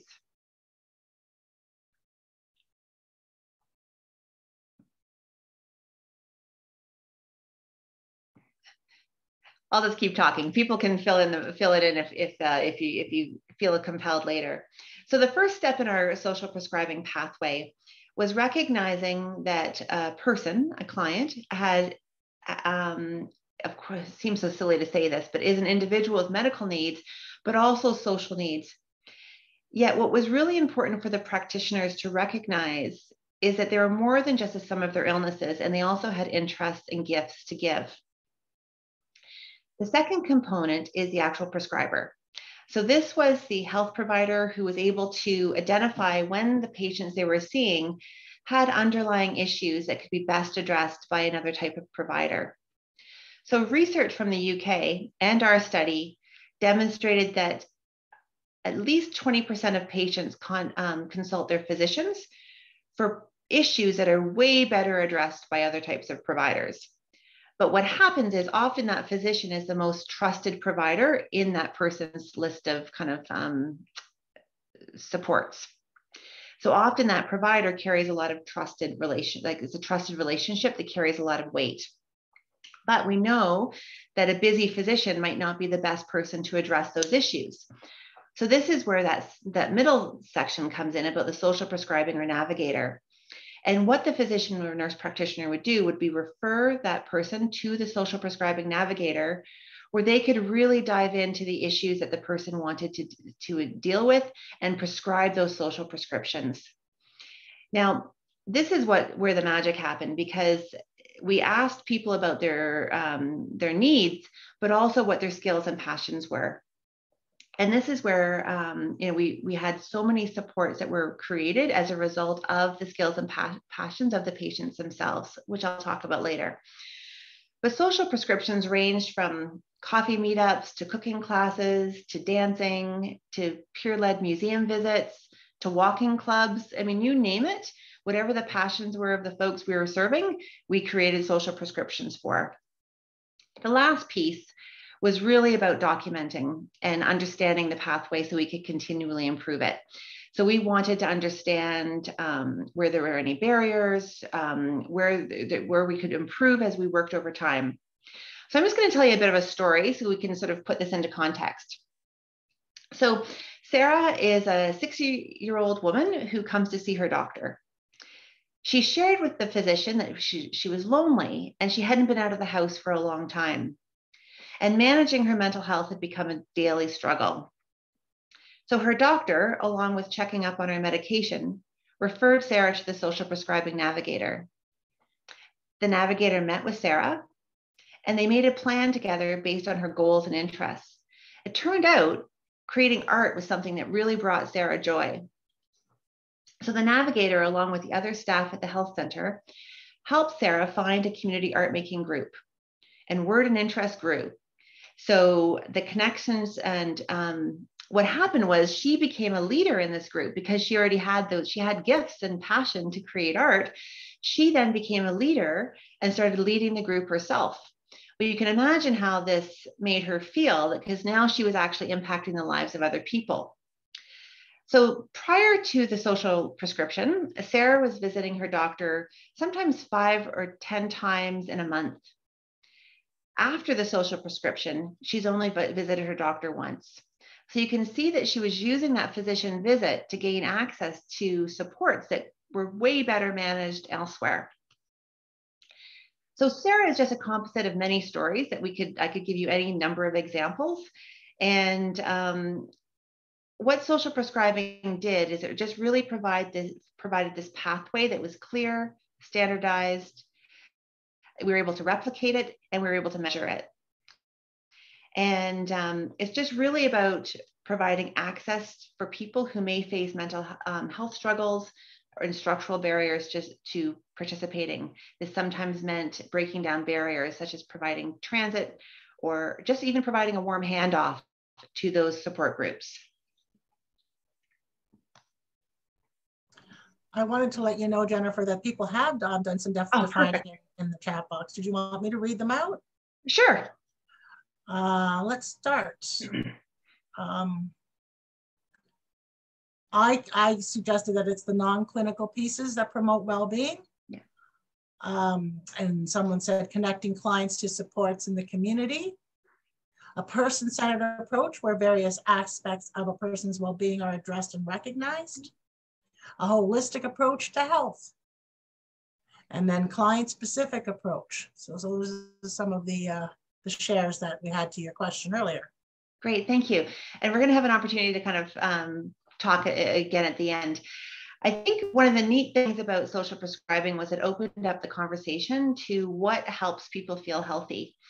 And as we started working with our community health centers, we had all sorts of organizations reach out to us to offer their supports within our social prescribing project. So this included food hubs or parks, or even places like the art galleries and museums within different cities. So this was really important to community health centers because often the people we serve don't have a lot of money, and to spend a day at the museum or the art gallery would be pretty much impossible for them to create that in their budget. So this opened up a whole wealth of other supports that we could provide to people. So the new partnerships were really important to me. But the magic to me was having participants themselves bring their interests and gifts to really co-create and be part of the solution. And so all of the other pieces CHCs have done before, we've partnered with other community organizations, we've provided these supports, but by leveraging the skills and passions of the individuals, it enabled us to create all sorts of groups and programs that we never would have had access to before. So I've got a few examples here. So we had a friendly visiting program in Collingwood. We had a soup and crochet with Grandma Penny in Guelph. We had game nights, we had dinner meetings, we had a bereavement group, we had photography courses. We even had a fishing club where a couple men in a more rural northern area got together and started fishing with other fellows. We had a friendly visiting group that was supported by caregivers. And I think this is where the magic was for me, because what we found was when older adults were invited and supported to co-create the solution and be part of the solution, they reported the largest improvements in their feeling of connectedness and well-being, their sense of confidence, their sense of purpose, and their sense of connectedness. It also, we saw incredible results related to mental health and loneliness. So I'm going to get to some of these results now because I think they're pretty profound. So our study was quite short. It was only about a year, but we saw pretty positive results. And we've also seen results similar to this throughout all of the other studies in the UK and throughout Canada. So overall, we saw a 12% increase in self-reported mental health. We saw a 19% increase in people's participation in activities. And we saw close to a 50% decrease in feelings of loneliness. We also saw better self-management of individual health, along with a sense of purpose and belonging that I mentioned earlier. We saw improvements in the experience of healthcare providers too. People felt that they were actually able to address the issues that they were being seen with, and they were being more appropriately accessed for what they were best equipped to do. So a physician felt like they could actually solve the problems that were coming to them and had some resources that could help support folks when they had more social issues. So we have a final report that we've linked to here. So feel free to reach out to me or have a look at this final report, because we looked at all sorts of outcomes over the course of this research study. This is just a little bit of information about the experience for healthcare providers, which I just mentioned. We found that health providers reported that their clients had better health and well-being. So within the first 3 months, providers reported that their clients had a 57% improvement, and 84% reported that later on at 9 months. So again, lots and lots of information that can be shared when you look at this fulsome report. So I wanted to jump in about what's next and how we could think about this and what this means for you.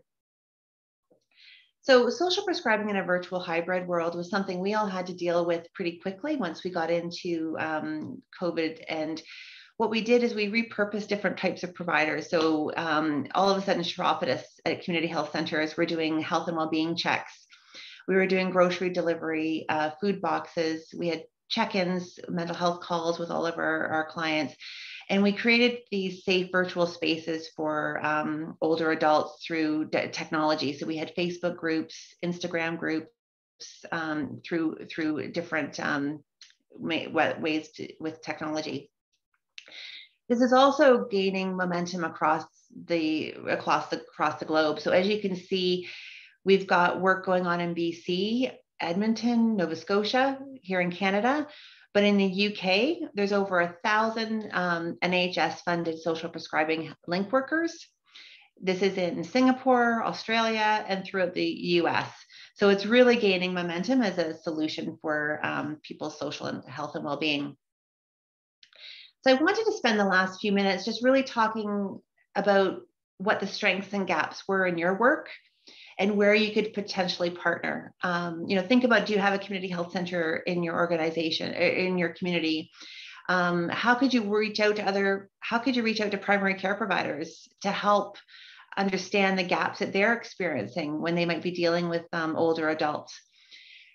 We've got Canada 211. How can we leverage that as a simple resource? I'm working with some family physicians on how to help them reimagine their encounters when they don't have a team approach. We've got a resource, Canada 211. So I wanted to spend some time, just maybe open it up so people could talk. How could you partner with healthcare? What are some other creative partners in your region that you could potentially reach out to? How can you co-create with participants that you're working with themselves to help build these social prescriptions? And if we don't get a chance, I just wanted to thank you for the time to talk. I've left a link. I can put my email in the chat box, but we do have a link here for our social prescribing site and email. So reach out for it with any questions or next steps. But I would love to spend some time talking. Jennifer, so why don't I stop sharing my screen and we can just start chatting? I was going to say, Jennifer, we just were able to put the final report into the chat box. So it's there for folks.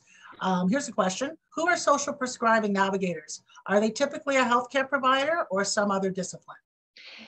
It depends. So we didn't get any extra funding for this within the community health centers. So often people were repurposed. So we had health promoters doing this job. We had people with more of a social work background and sometimes nursing. So those were the three different types of people. I sit as a board member on an agency called Gateway Center of Excellence in Rural Health. And I work on projects. The next presenter is going to share more of this. But I did want to say that we worked closely with Grand Bend Community Health Center. And we just did one of the trainings you're going to learn about in the next presentation to help them train volunteers to support that social navigation piece. Because within their community health center, they have a navigator, but she's very busy with clinical navigation. So they thought that this might be a new and novel approach. It's a brilliant strategy, and that's the way the folks in the UK have done it. So in the UK, they don't have teams like community health centers have, so they're not able to repurpose an existing staff person. So they rely totally on the power of community and of their social prescribing clients themselves. So brilliant solution. Another question.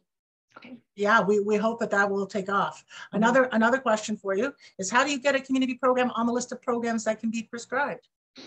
Yeah, so I mean, this was the magic, I think, and that's why we had all the usual suspects on the list of prescribing. So one of the best things we did for the providers was create an asset map, which listed all of these projects.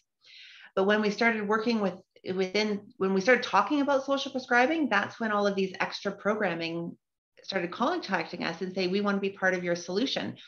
So I think reach out to CHCs and tell them you're available, or reach out to Canada 211 if you're not on their list, because that's a definite resource. But I think people like the art galleries and the parks didn't think of themselves as being part of the solution until we started having this conversation. So I think by talking about this wealth of social supports, it just opened up new doors. So it wasn't even the usual social supports. So I'd say let your community health center know, let Canada 211 know, but also think about different ways of social supports. Is there a screening that the doctor or the primary care person does to kind of channel it? Is there some kind of Yeah, we tried to do that. So we used a loneliness screening tool.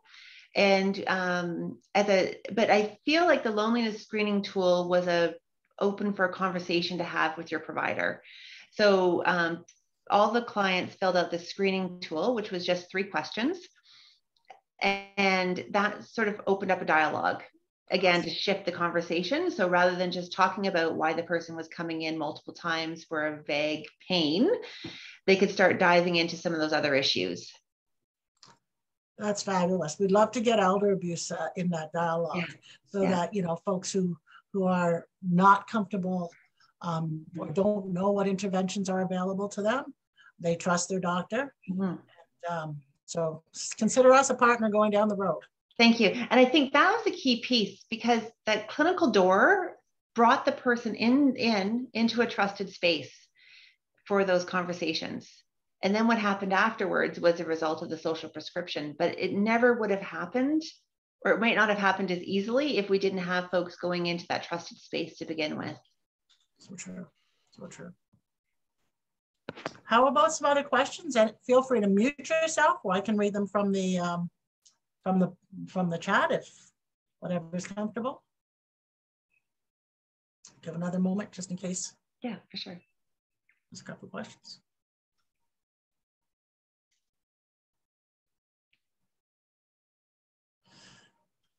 Well, not seeing any other questions popping up. I really want to thank you, Jennifer, for joining us today. It's exciting to see that the loneliness and isolation, which as we started today, we talked about that being a risk factor for abuse and also an outcome or a result of abuse. So, you know, the way that social prescribing is stepping into the picture to make sure people get a network or become engaged is another wonderful way to help us build prevention strategies around elder abuse. So we really thank you for your presentation today and having, you know, sharing this new exciting initiative that's growing by leaps and bounds. Great. Thank you so much, everybody.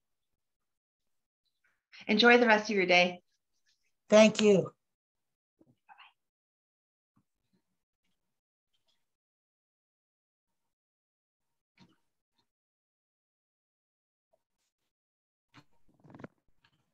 My screen is giving me grief again. Let's just do next.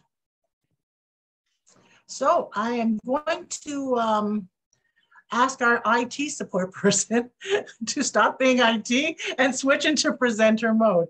Our next presenter and presentation content is very near and dear to my heart. Sarah VERSTEEG is my research colleague in the organization that I mentioned earlier, Gateway Center of Excellence in Rural Health. And so we work closely together, developing programs and education to promote resilience in various ways. And she's going to be able to share 2 of those with you today.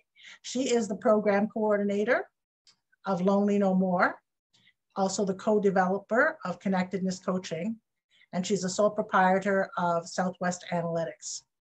She regularly partners with rural communities and organizations to develop, coordinate, evaluate, and sustain community-based services, program, and research projects to address unmet needs and advance local, regional, and national agendas. She also contributes to rural health research through her position at the University of Waterloo School of Pharmacy. So without further ado, I welcome Sarah. Thank you very much for that kind introduction. I'm just going to screen share and set us up here. All right, let me get into presenter mode. All right, how is that?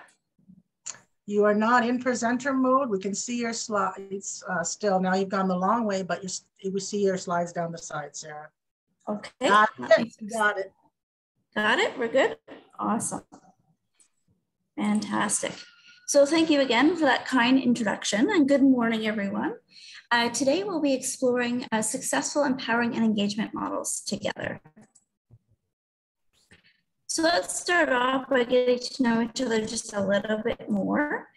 So in the chat box, please feel free to share what community you're coming from, whether that's an urban setting or a rural community, and what resilience means to you. That is the theme we'll be exploring today. And I always find it helpful to provide space to learn from each other. So that's something we'll be doing throughout the presentation. So please engage as you feel comfortable. I'm happy to read out some of those shares if we have them, or if perhaps someone might be comfortable to share opening up their mic, that would be fantastic too. We might have space for about 1 or 2 individuals to share. So would anyone be comfortable sharing what community they're coming from and what resilience means to them?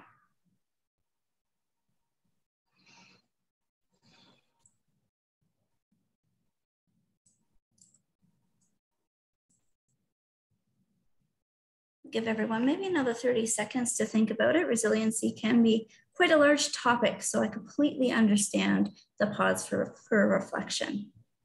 It looks like we have some rural community members. I'm also from a rural community as well.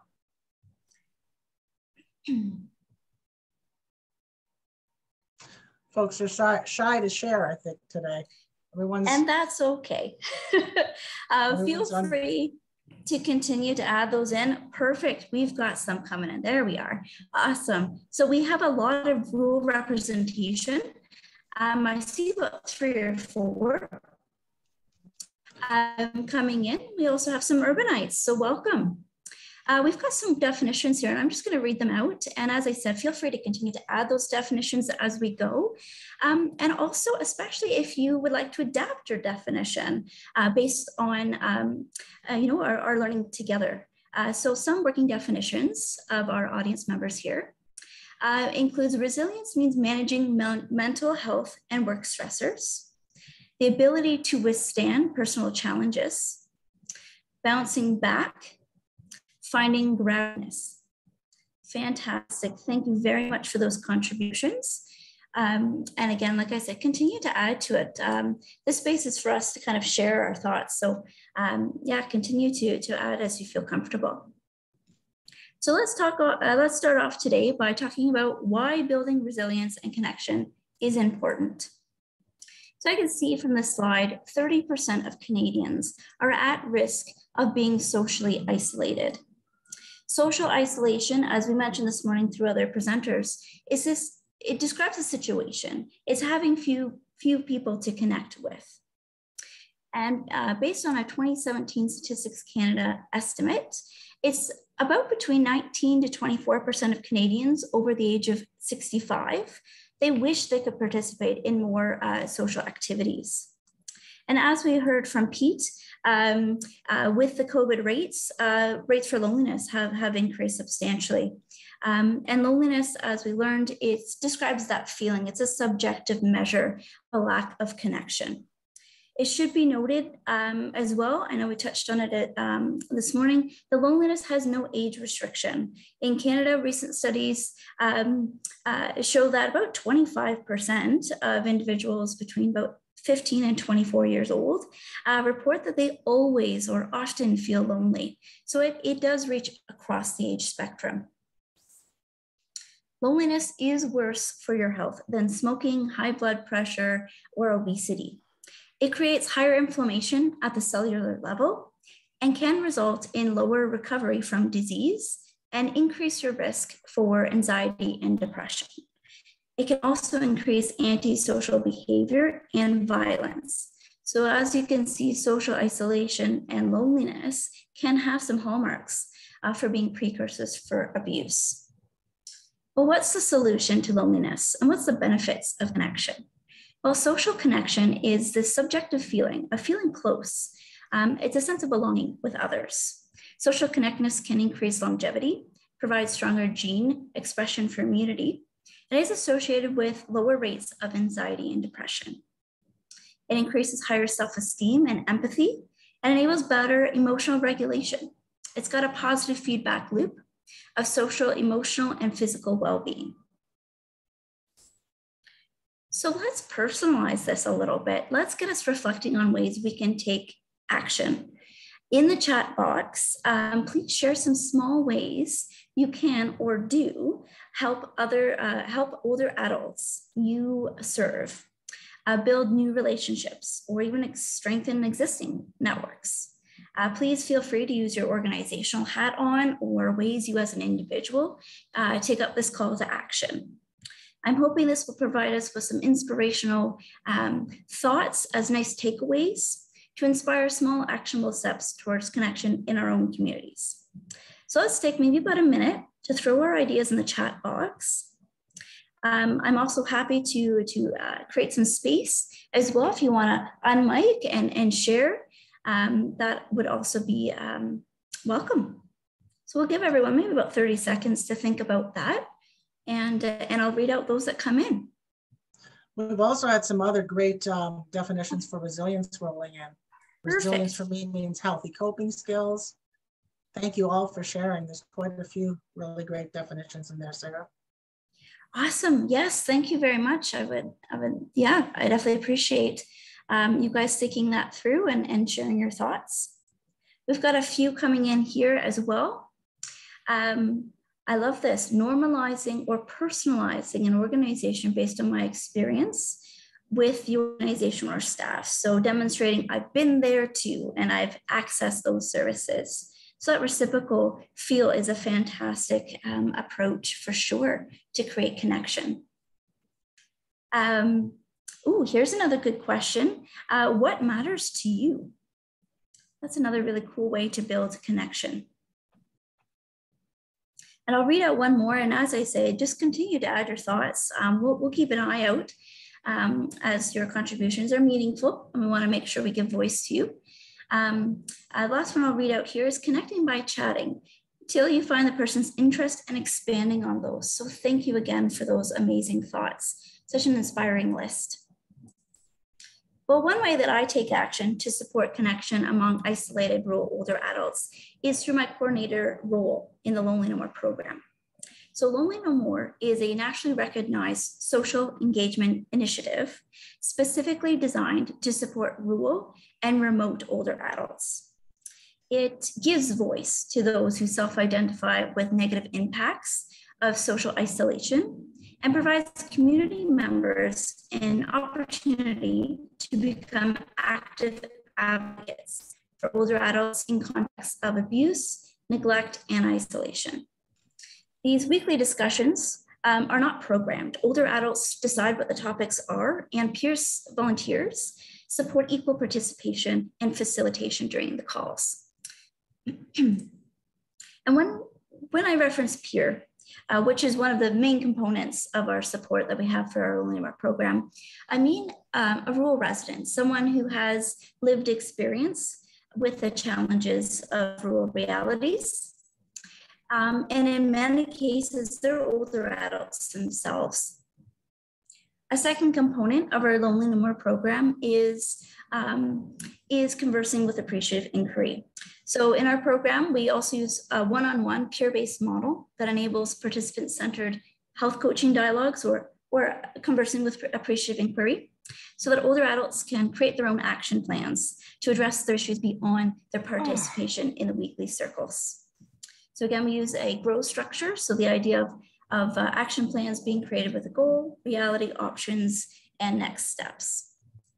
Our third last component of support that we provide in Lonely No More is system navigation. It's this idea of doing with instead of for.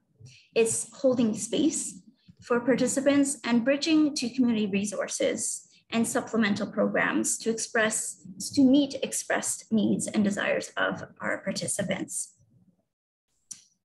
So I'd like us to take a minute to have a look at how these three support components play within the greater context of the rural communities we serve.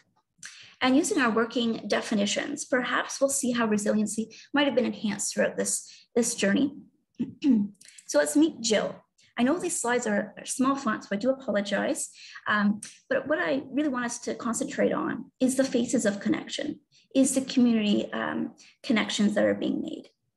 So Jill's story and how we got connected with her is through a community member that saw a need with an older adult client and placed a promotional flyer within her books.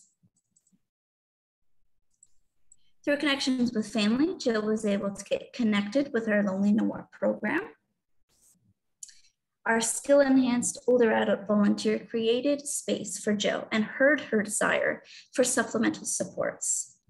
As Jenny said this morning, he helped walk her to supports in a meaningful way. Through building her confidence and resourcing Jill, she was able to increase her connections and also engage in community contribution and became a leader connecting others in her community. One key individual that I want to point out in that story is John. It's the skill-enhanced Lonely No More volunteer who's taken our 2 levels of volunteer education. The first is our Connectedness coaching. It's a comprehensive resiliency education program proven to engage community members as Lonely No More program peer facilitators, covering topics such as resource navigation, appreciative inquiry, and competencies for peer support. Resiliency in our program context means navigating and negotiating for our needs in a meaningful way. Lonely No More specific volunteer education, which is our 2nd level of training, covers topics such as ageism, frailty as a dynamic state, and elder abuse by standard engagement, as well as practical application of the learning through interactive case studies. Here is a quote from one of our Connectedness coaching learners. Our volunteer education, specifically Connectedness coaching, has been customized for a number of other community-based initiatives.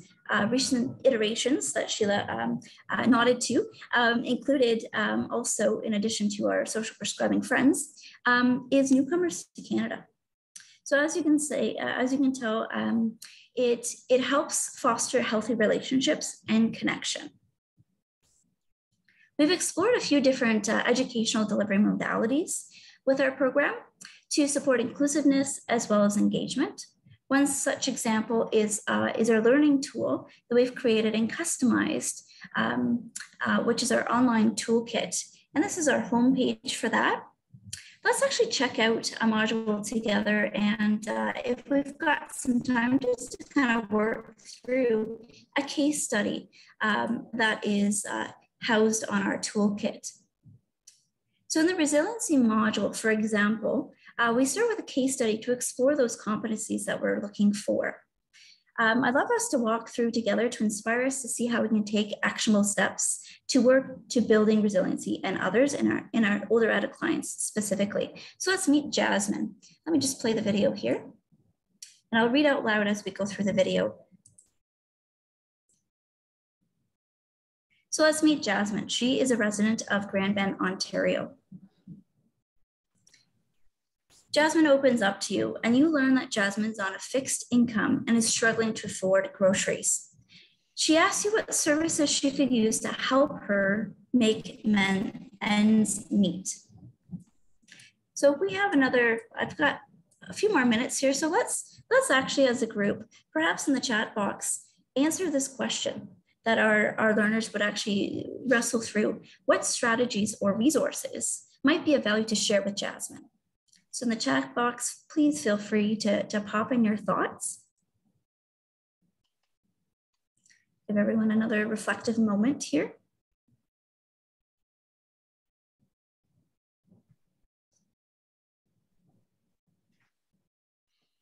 So as we're reflecting, one strategy that we might try in the Learn More program might be to explore a little bit more, to get a greater context of what is accessible to her. For example, it could be Meals on Wheels. Perfect, thank you, Monica. We've got local food bank. That's a great example. So reflecting on your own experience, what insights might you provide? Would anyone like to share a little bit? Feel free to open up the mic. We've got some time to share. Again, reflecting on your experience, what insights might you provide in this context of Jasmine?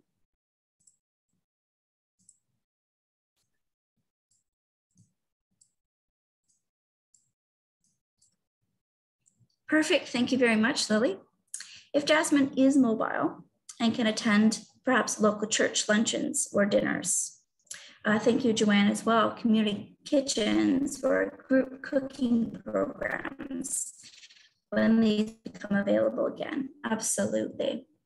Carla, ask first how she's coping with meals now. That's a great sort of asset-based approach for sure. Thank you very much, Carla. Perfect. We've got some options here. We've got maybe lower price items in the grocery store that you could perhaps explore. So the last question I have that I want us to kind of consider here is, there we are, is given the limited information, what do you feel is Jasmine's underlying reason for her struggle? What sort of assumptions are coming to mind here?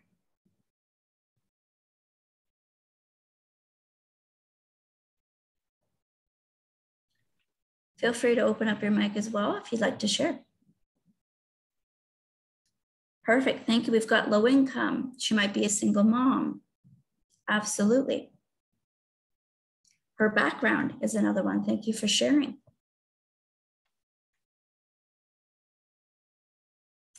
Fantastic, thank you very much.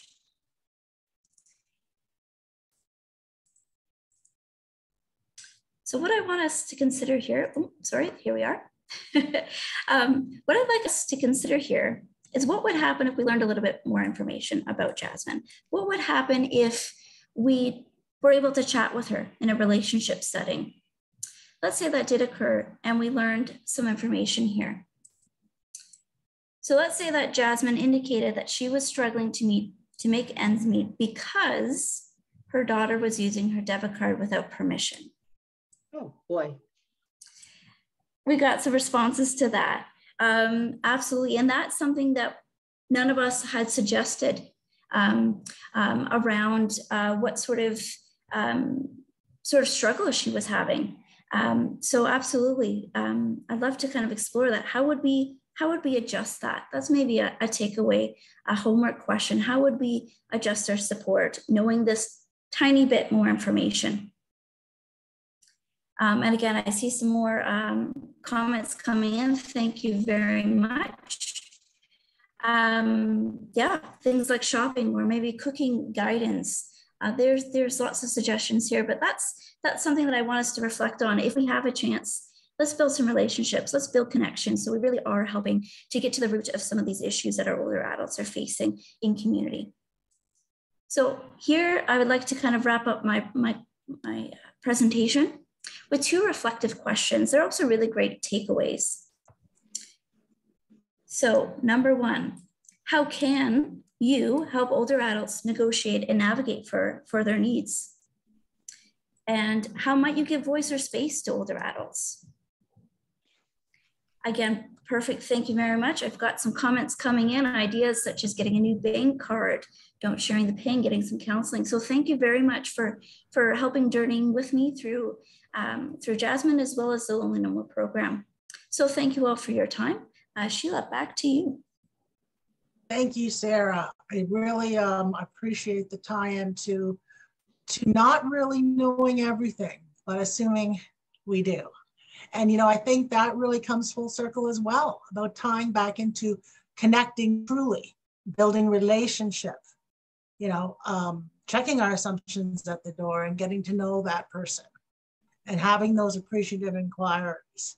So really appreciate what you shared with us today. Thank you so much for sharing with us. I'm going to share my screen one last time and bring on our final presenter.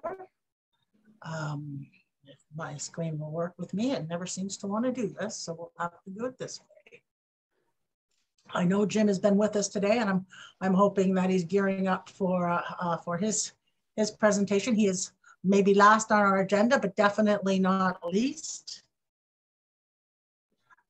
I'm here, Sheila. Great, Jim. Thanks. I'm just going to give you your introduction and turn it over to you.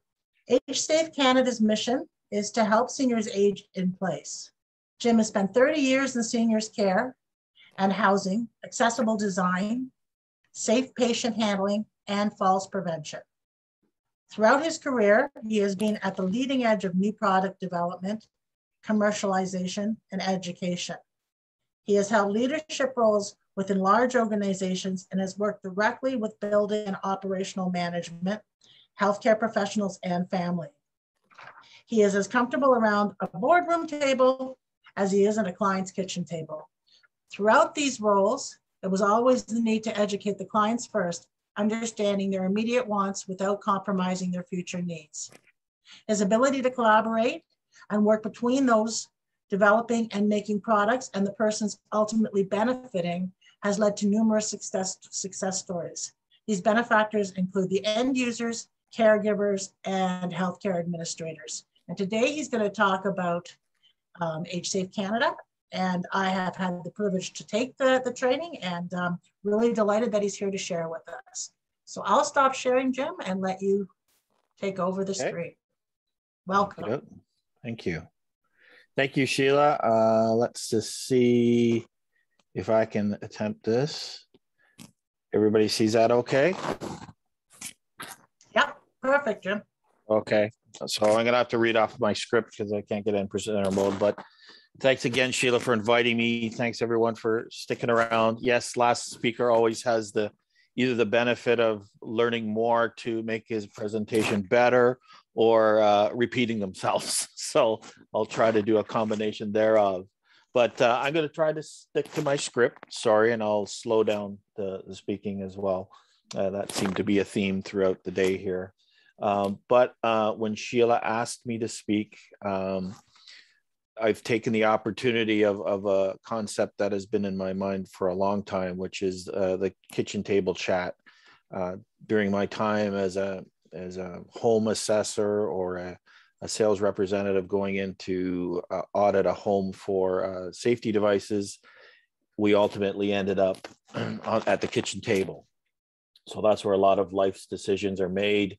That's where numbers are crunched, where tea is drank, where your mind and your soul come together, and it's a place of comfort. So I thought it apropos that we talk about age safe around the kitchen table, at least metaphorically or virtually here.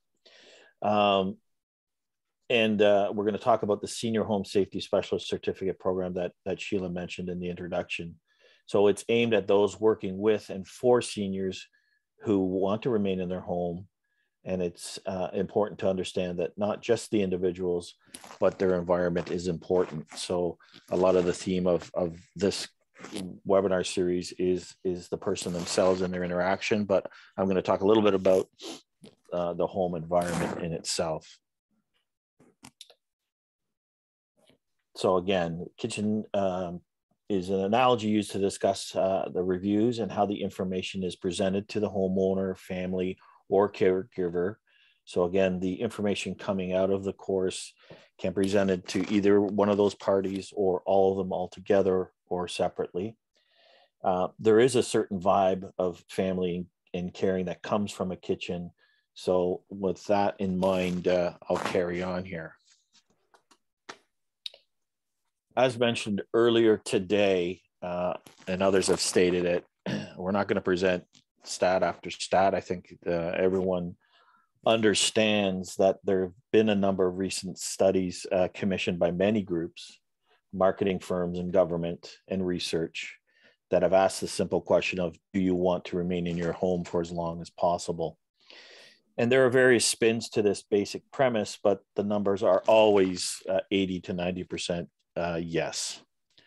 Those responses come from the seniors themselves, and depending on the survey and the age group, those responses can vary. The responses from family and caregivers may be different, but certainly with our theme of the day, social isolation, nutrition, and personal care play a significant role in one's ability to age in place. And I should maybe just pause there off script a bit to say that age in place has been the acronym name over the last several years. Many are questioning it. Should it be living in place, staying in place, safe, healthy living? Just to say that internationally, I think aging in place is captured by the algorithms of our social media. So it tends to be the phrase that we're using here today and outside in our world. So the Senior Home Safety Specialist certificate is focused on the safety aspects of the home, but there's always a harmonious balance between the home and the homeowner. So those are some broad statements just off our website. And I should say that the Age Safe movement or Age Safe learning and course came out of Age Safe America, which is launched probably close to 10 years now. We here in Canada have licensed the rights to the content and have tailored it to our Canadian audience, and looking to push it forward and change it as we gain new information from our connections with groups like today. So we know that the demographic wave has started and it grows each year. And aside from the desire for Canadians to remain in their home, it may become an actual necessity as the limits and costs to long-term care outstrips our ability to manage the population of aging Canadians. The ability for home healthcare and supportive care sector to ensure safe and healthy environments is necessary now and certainly in the future. And the Seniors Home Safety Program gives a baseline knowledge to a cross-section of professionals and disciplines to help in this process. So when again, I'm going to go off script a bit here. The fundamental thought that I had, and Sheila's heard this before when we've had our early conversations, was there really wasn't anything available in Canada that would touch a lot of different people in different ways and intersect with those seniors living at home. So a lot of the early conversations of this morning was how to get people engaged, how to engage them. So if we just fundamentally look at the age safe learnings, it's it's anyone who might visit the client, including contractors, realtors, financial advisors, anyone who would have a baseline to not necessarily do a full survey or audit of the home, but recognize when there is an issue in the client's home. The client could be a family member or anyone, any senior. So that was the base concept my mindset when I took it on, to say that we don't have to focus specifically to home care. We don't have to focus specifically to social work. We want to give this a broad spectrum of people interacting with it. So the course has 17 modules that cover topics relating to the elements of the home, as well as some specific details around interaction with the homeowner. So we are not just specific to the home. As Sheila mentioned in my introduction, falls prevention has always been paramount in whatever I have done. And without a doubt, a fall changes a life. Even if it's minor, the recovery period, rehab, and psychological impact, regardless of severity, is significant. And I can actually, I have a recent personal story to tell. I'm in my past my midpoint in my 50s, and so are a lot of my friends. My best friend, when we talk about safety in the home, it's, you know, the demographics can vary, but it doesn't really matter. My best friend from university recently fell off his ladder, fractured his vertebrae. This isn't specific. Well, it is specific because it points to the fact that taking mindful steps and measures to not fall affects everyone at every age. So he welcomed me including his story in any presentation I've done, because it's real, and it can be significant when we talk about how the impact of a fall. He's concerned that his golf game is not going to be the same, which may sound trivial, but when you're looking forward to retirement and golfing year round, as he was, it's impactful. So the cost of the Canadian healthcare system is significant as well. Again, there's a platitude of or a significant amount of statistics to back that up. So we look to implement better home care protocols around falls prevention, and there's always ways to make homes safer and avoid these tragedies. Next slide. So fire safety is almost synonymous with home safety. When people, I think in the general public, when you say home safety, the first thing that comes to mind is fire safety. And certainly there's been, even recently this week in Brampton, Ontario, the tragedies that home fires still happen without working fire smoke detectors, regardless of seniors or not. The awareness is brought forward in an alarming fashion.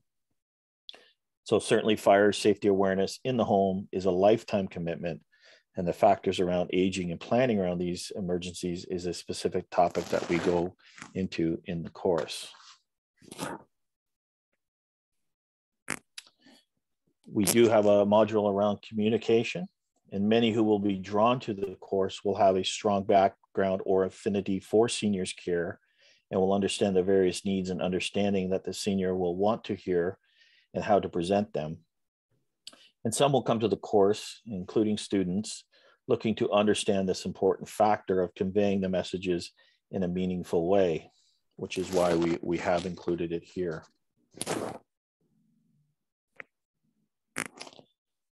Although the course is aimed primarily at the environment, we do take the time to discuss the various factors of personal safety, both physical and online. And these topics do complete the holistic view of safety that we try to convey. Another quick, in the news story this morning, I live in Uxbridge, Ontario, where I'm broadcasting from. And our local paper, and now I just saw it was picked up by the Toronto Sun. Unfortunately, a couple of seniors have been bilked out of their life savings of $1 million to a lottery scam. So when we talk about elder abuse, I don't think anyone can argue that getting your life savings fraudulently taken from you is a significant form of abuse. It is currently up online on the Toronto Sun if anyone wants to look at that. These things happen. We cover some baseline information here. I understand there's a police officer online as well. So we've taken some of the learnings from the OPP and built it into the course, and welcome any input from that kind of group. Basic home modifications. We don't recommend specific home recommendations in the course, but we direct people to bring on professionals where it's needed. So it's designed to identify hazards and point out where professionals will need to be involved. And this is especially true when we present the module on home modifications. We provide basic understanding of what to look for, but if and when those changes need to be made, then the network of professionals, which include occupational therapists and contractors, need to be involved. So the background knowledge that occupational therapists bring to the table is quite paramount when it comes to home modifications in particular. The heart of the knowledge in the course is to be able to do a walkthrough of each element of the home and record feedback for the client. Although many who take the course will not do a formal report, our vision is that more people who have this base knowledge and who do interact with their clients will be better armed to identify situations before they become an issue. So I mentioned that earlier. That's more of a formal statement around that topic.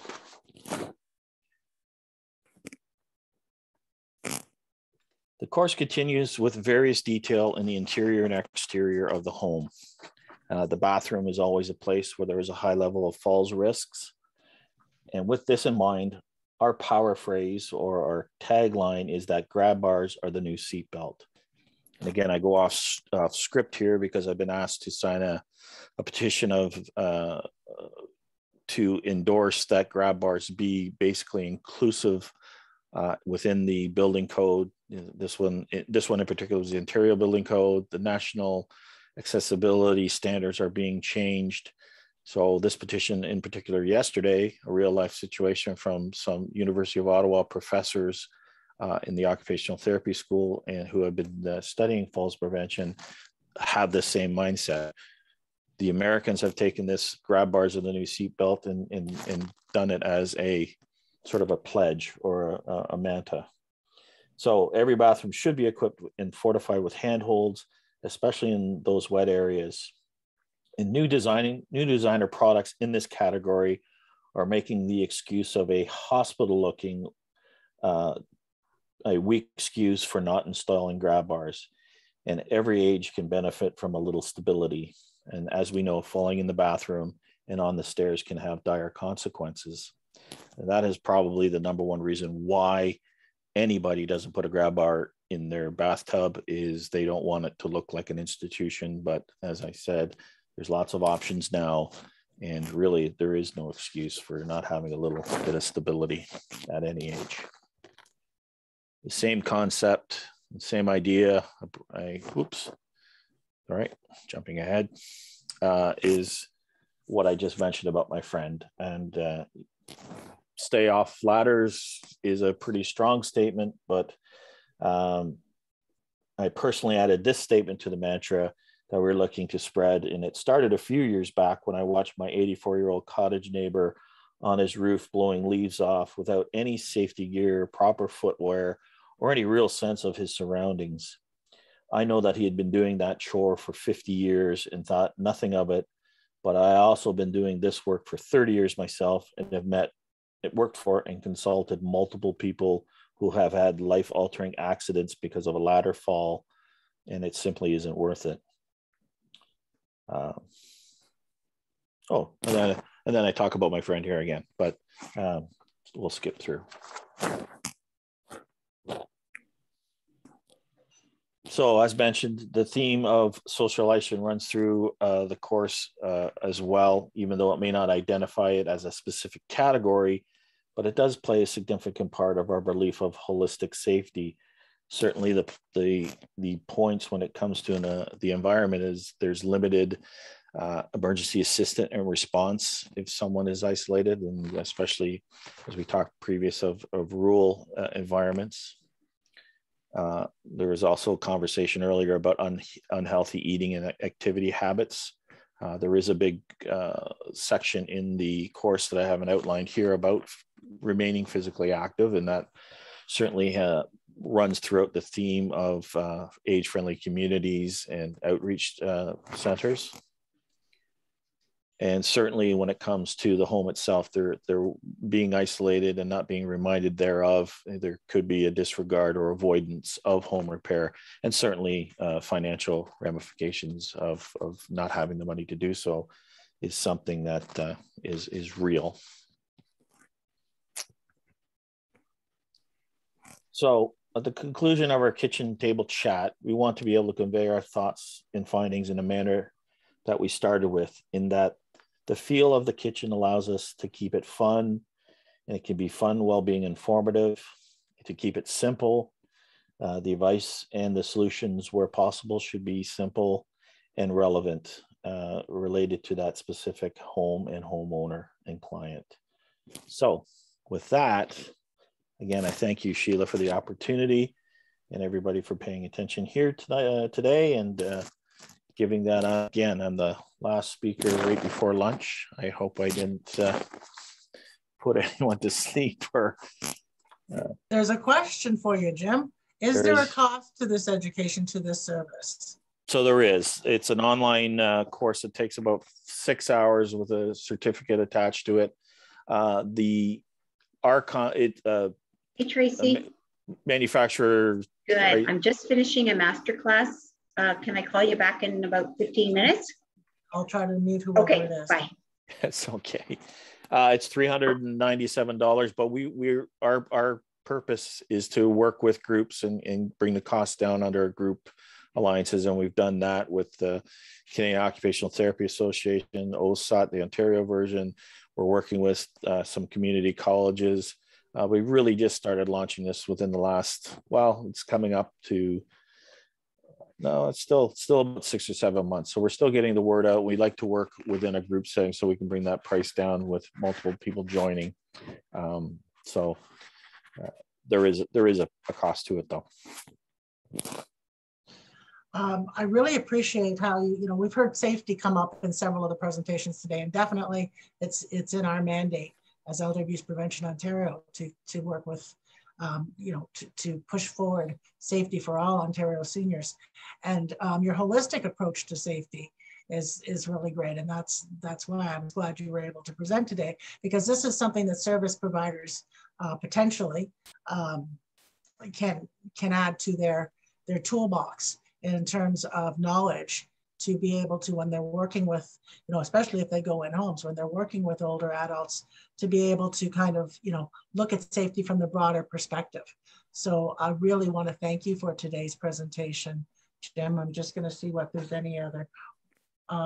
What do clients have to pay to have a specialist come to see them? Well, that question has come up a fair amount to me, and it really is nothing that I can answer in particular. There are groups like the home inspectors. I've been working with the Canadian Home Inspector Association that will definitely charge a fee, in around $400 to $500. It really depends on the geography and what's involved. There is going to be that group of people who take the course to turn it to a business to really focus on it. But there's going to be lots that take it as that's going to be part of their day-to-day. I'm trying to do a pilot project in my local area using local fire departments, because that has become something in the US where fire and police in certain areas have joined forces. So when they do their regular smoke detector visits, door-to-door visits, they can do, if the person's a senior, they can potentially do a walkthrough, and essentially that's a free service. So there's going to be a number of ways that this gets promoted throughout. Our vision, again, is to just get the knowledge out there. So the number of people, more people that have it, the more cost effective it will be. I do think that a professional coming into your home and giving you sound advice is worth a figure. I think that's just going to be the mainstay in order to get the true, in order to be able to deliver these services. There has to be a commercialization element to it. There's going to have to be business involved because there's simply not enough resource through healthcare to do it. And that's just the reality of what's happening these days. Jim, did you want to mention anything about your education partnerships? Because I think that's really exciting, how we're starting to integrate some of this knowledge into upcoming professionals.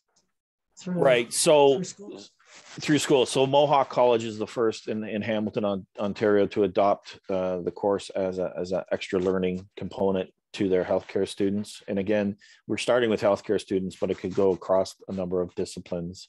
I have spoken to a few others here in Ontario.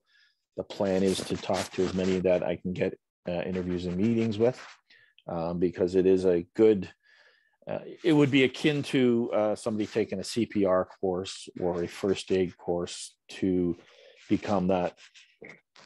For example, we also have talked to some larger home care companies that employ these type of personal support workers, nurses, OTs, PTs. So when somebody asks if they're going to be a charge for this service, this kind of service can be rolled into other services that are already happening with that person. If they have a homemaker or a caregiver coming in, those individuals will have gone through the training in my perfect world, per se. So I think, does that answer it, Sheila, you think? I think that does. I just wanted to let people have that thought that, you know, it's great that that's kind of an upstream approach to getting this information out. And I know that elder abuse prevention is listed on your website. So thank you for that. Yes, and it is. You know, I've always extended the invitation to once you're at the stage for redesigning curriculum around that specific topic. We'd love to be your partner. But I think this is just a great thing for people to know about. And I know I was excited when I learned about it and wanted to share that. So thank you again for coming and joining us today. Thanks for that, Sheila. And just, this is version 1. And as we get more Canadian content and our own network expands, we'll definitely be integrating different versions and moving this along for, like I said earlier, our Canadian audience. Super. Well, thank you again. And that brings us to our wrap today. I will share my screen one more time if it will let me. It's been moody today. I really want to thank everyone who's participated today. And you have participated wonderfully through the chat room. We didn't do breakout rooms. We're a little worried about time for those. But yes, thank you for your contributions. I hope you're taking away many, meaningful learnings from today. And we're going to ask, I think maybe it's Marta that's running this poll, or Rayanne, to put up the poll around our evaluation. Please do take just a couple of moments to help us with gathering that feedback. It's important to our funder. It also helps us guide future events like this. So folks, can we do the poll in the background?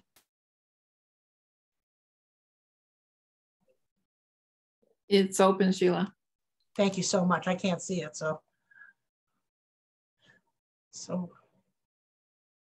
we'll let you take a moment to do that poll. And again, really appreciate some of you being with us for the last 3 days, or whatever part thereof you were able to attend. We're very glad to have you. While you're completing that poll, I also would like to remind you to come and visit EAPO.ca. Couldn't get that out. We have fabulous resources on our website. And oh, someone says they don't see the poll. Poll is not visible. You just see the screen. You just see the screen. So no poll. Poll is not happening today. Marty, you have to relaunch it. Yeah.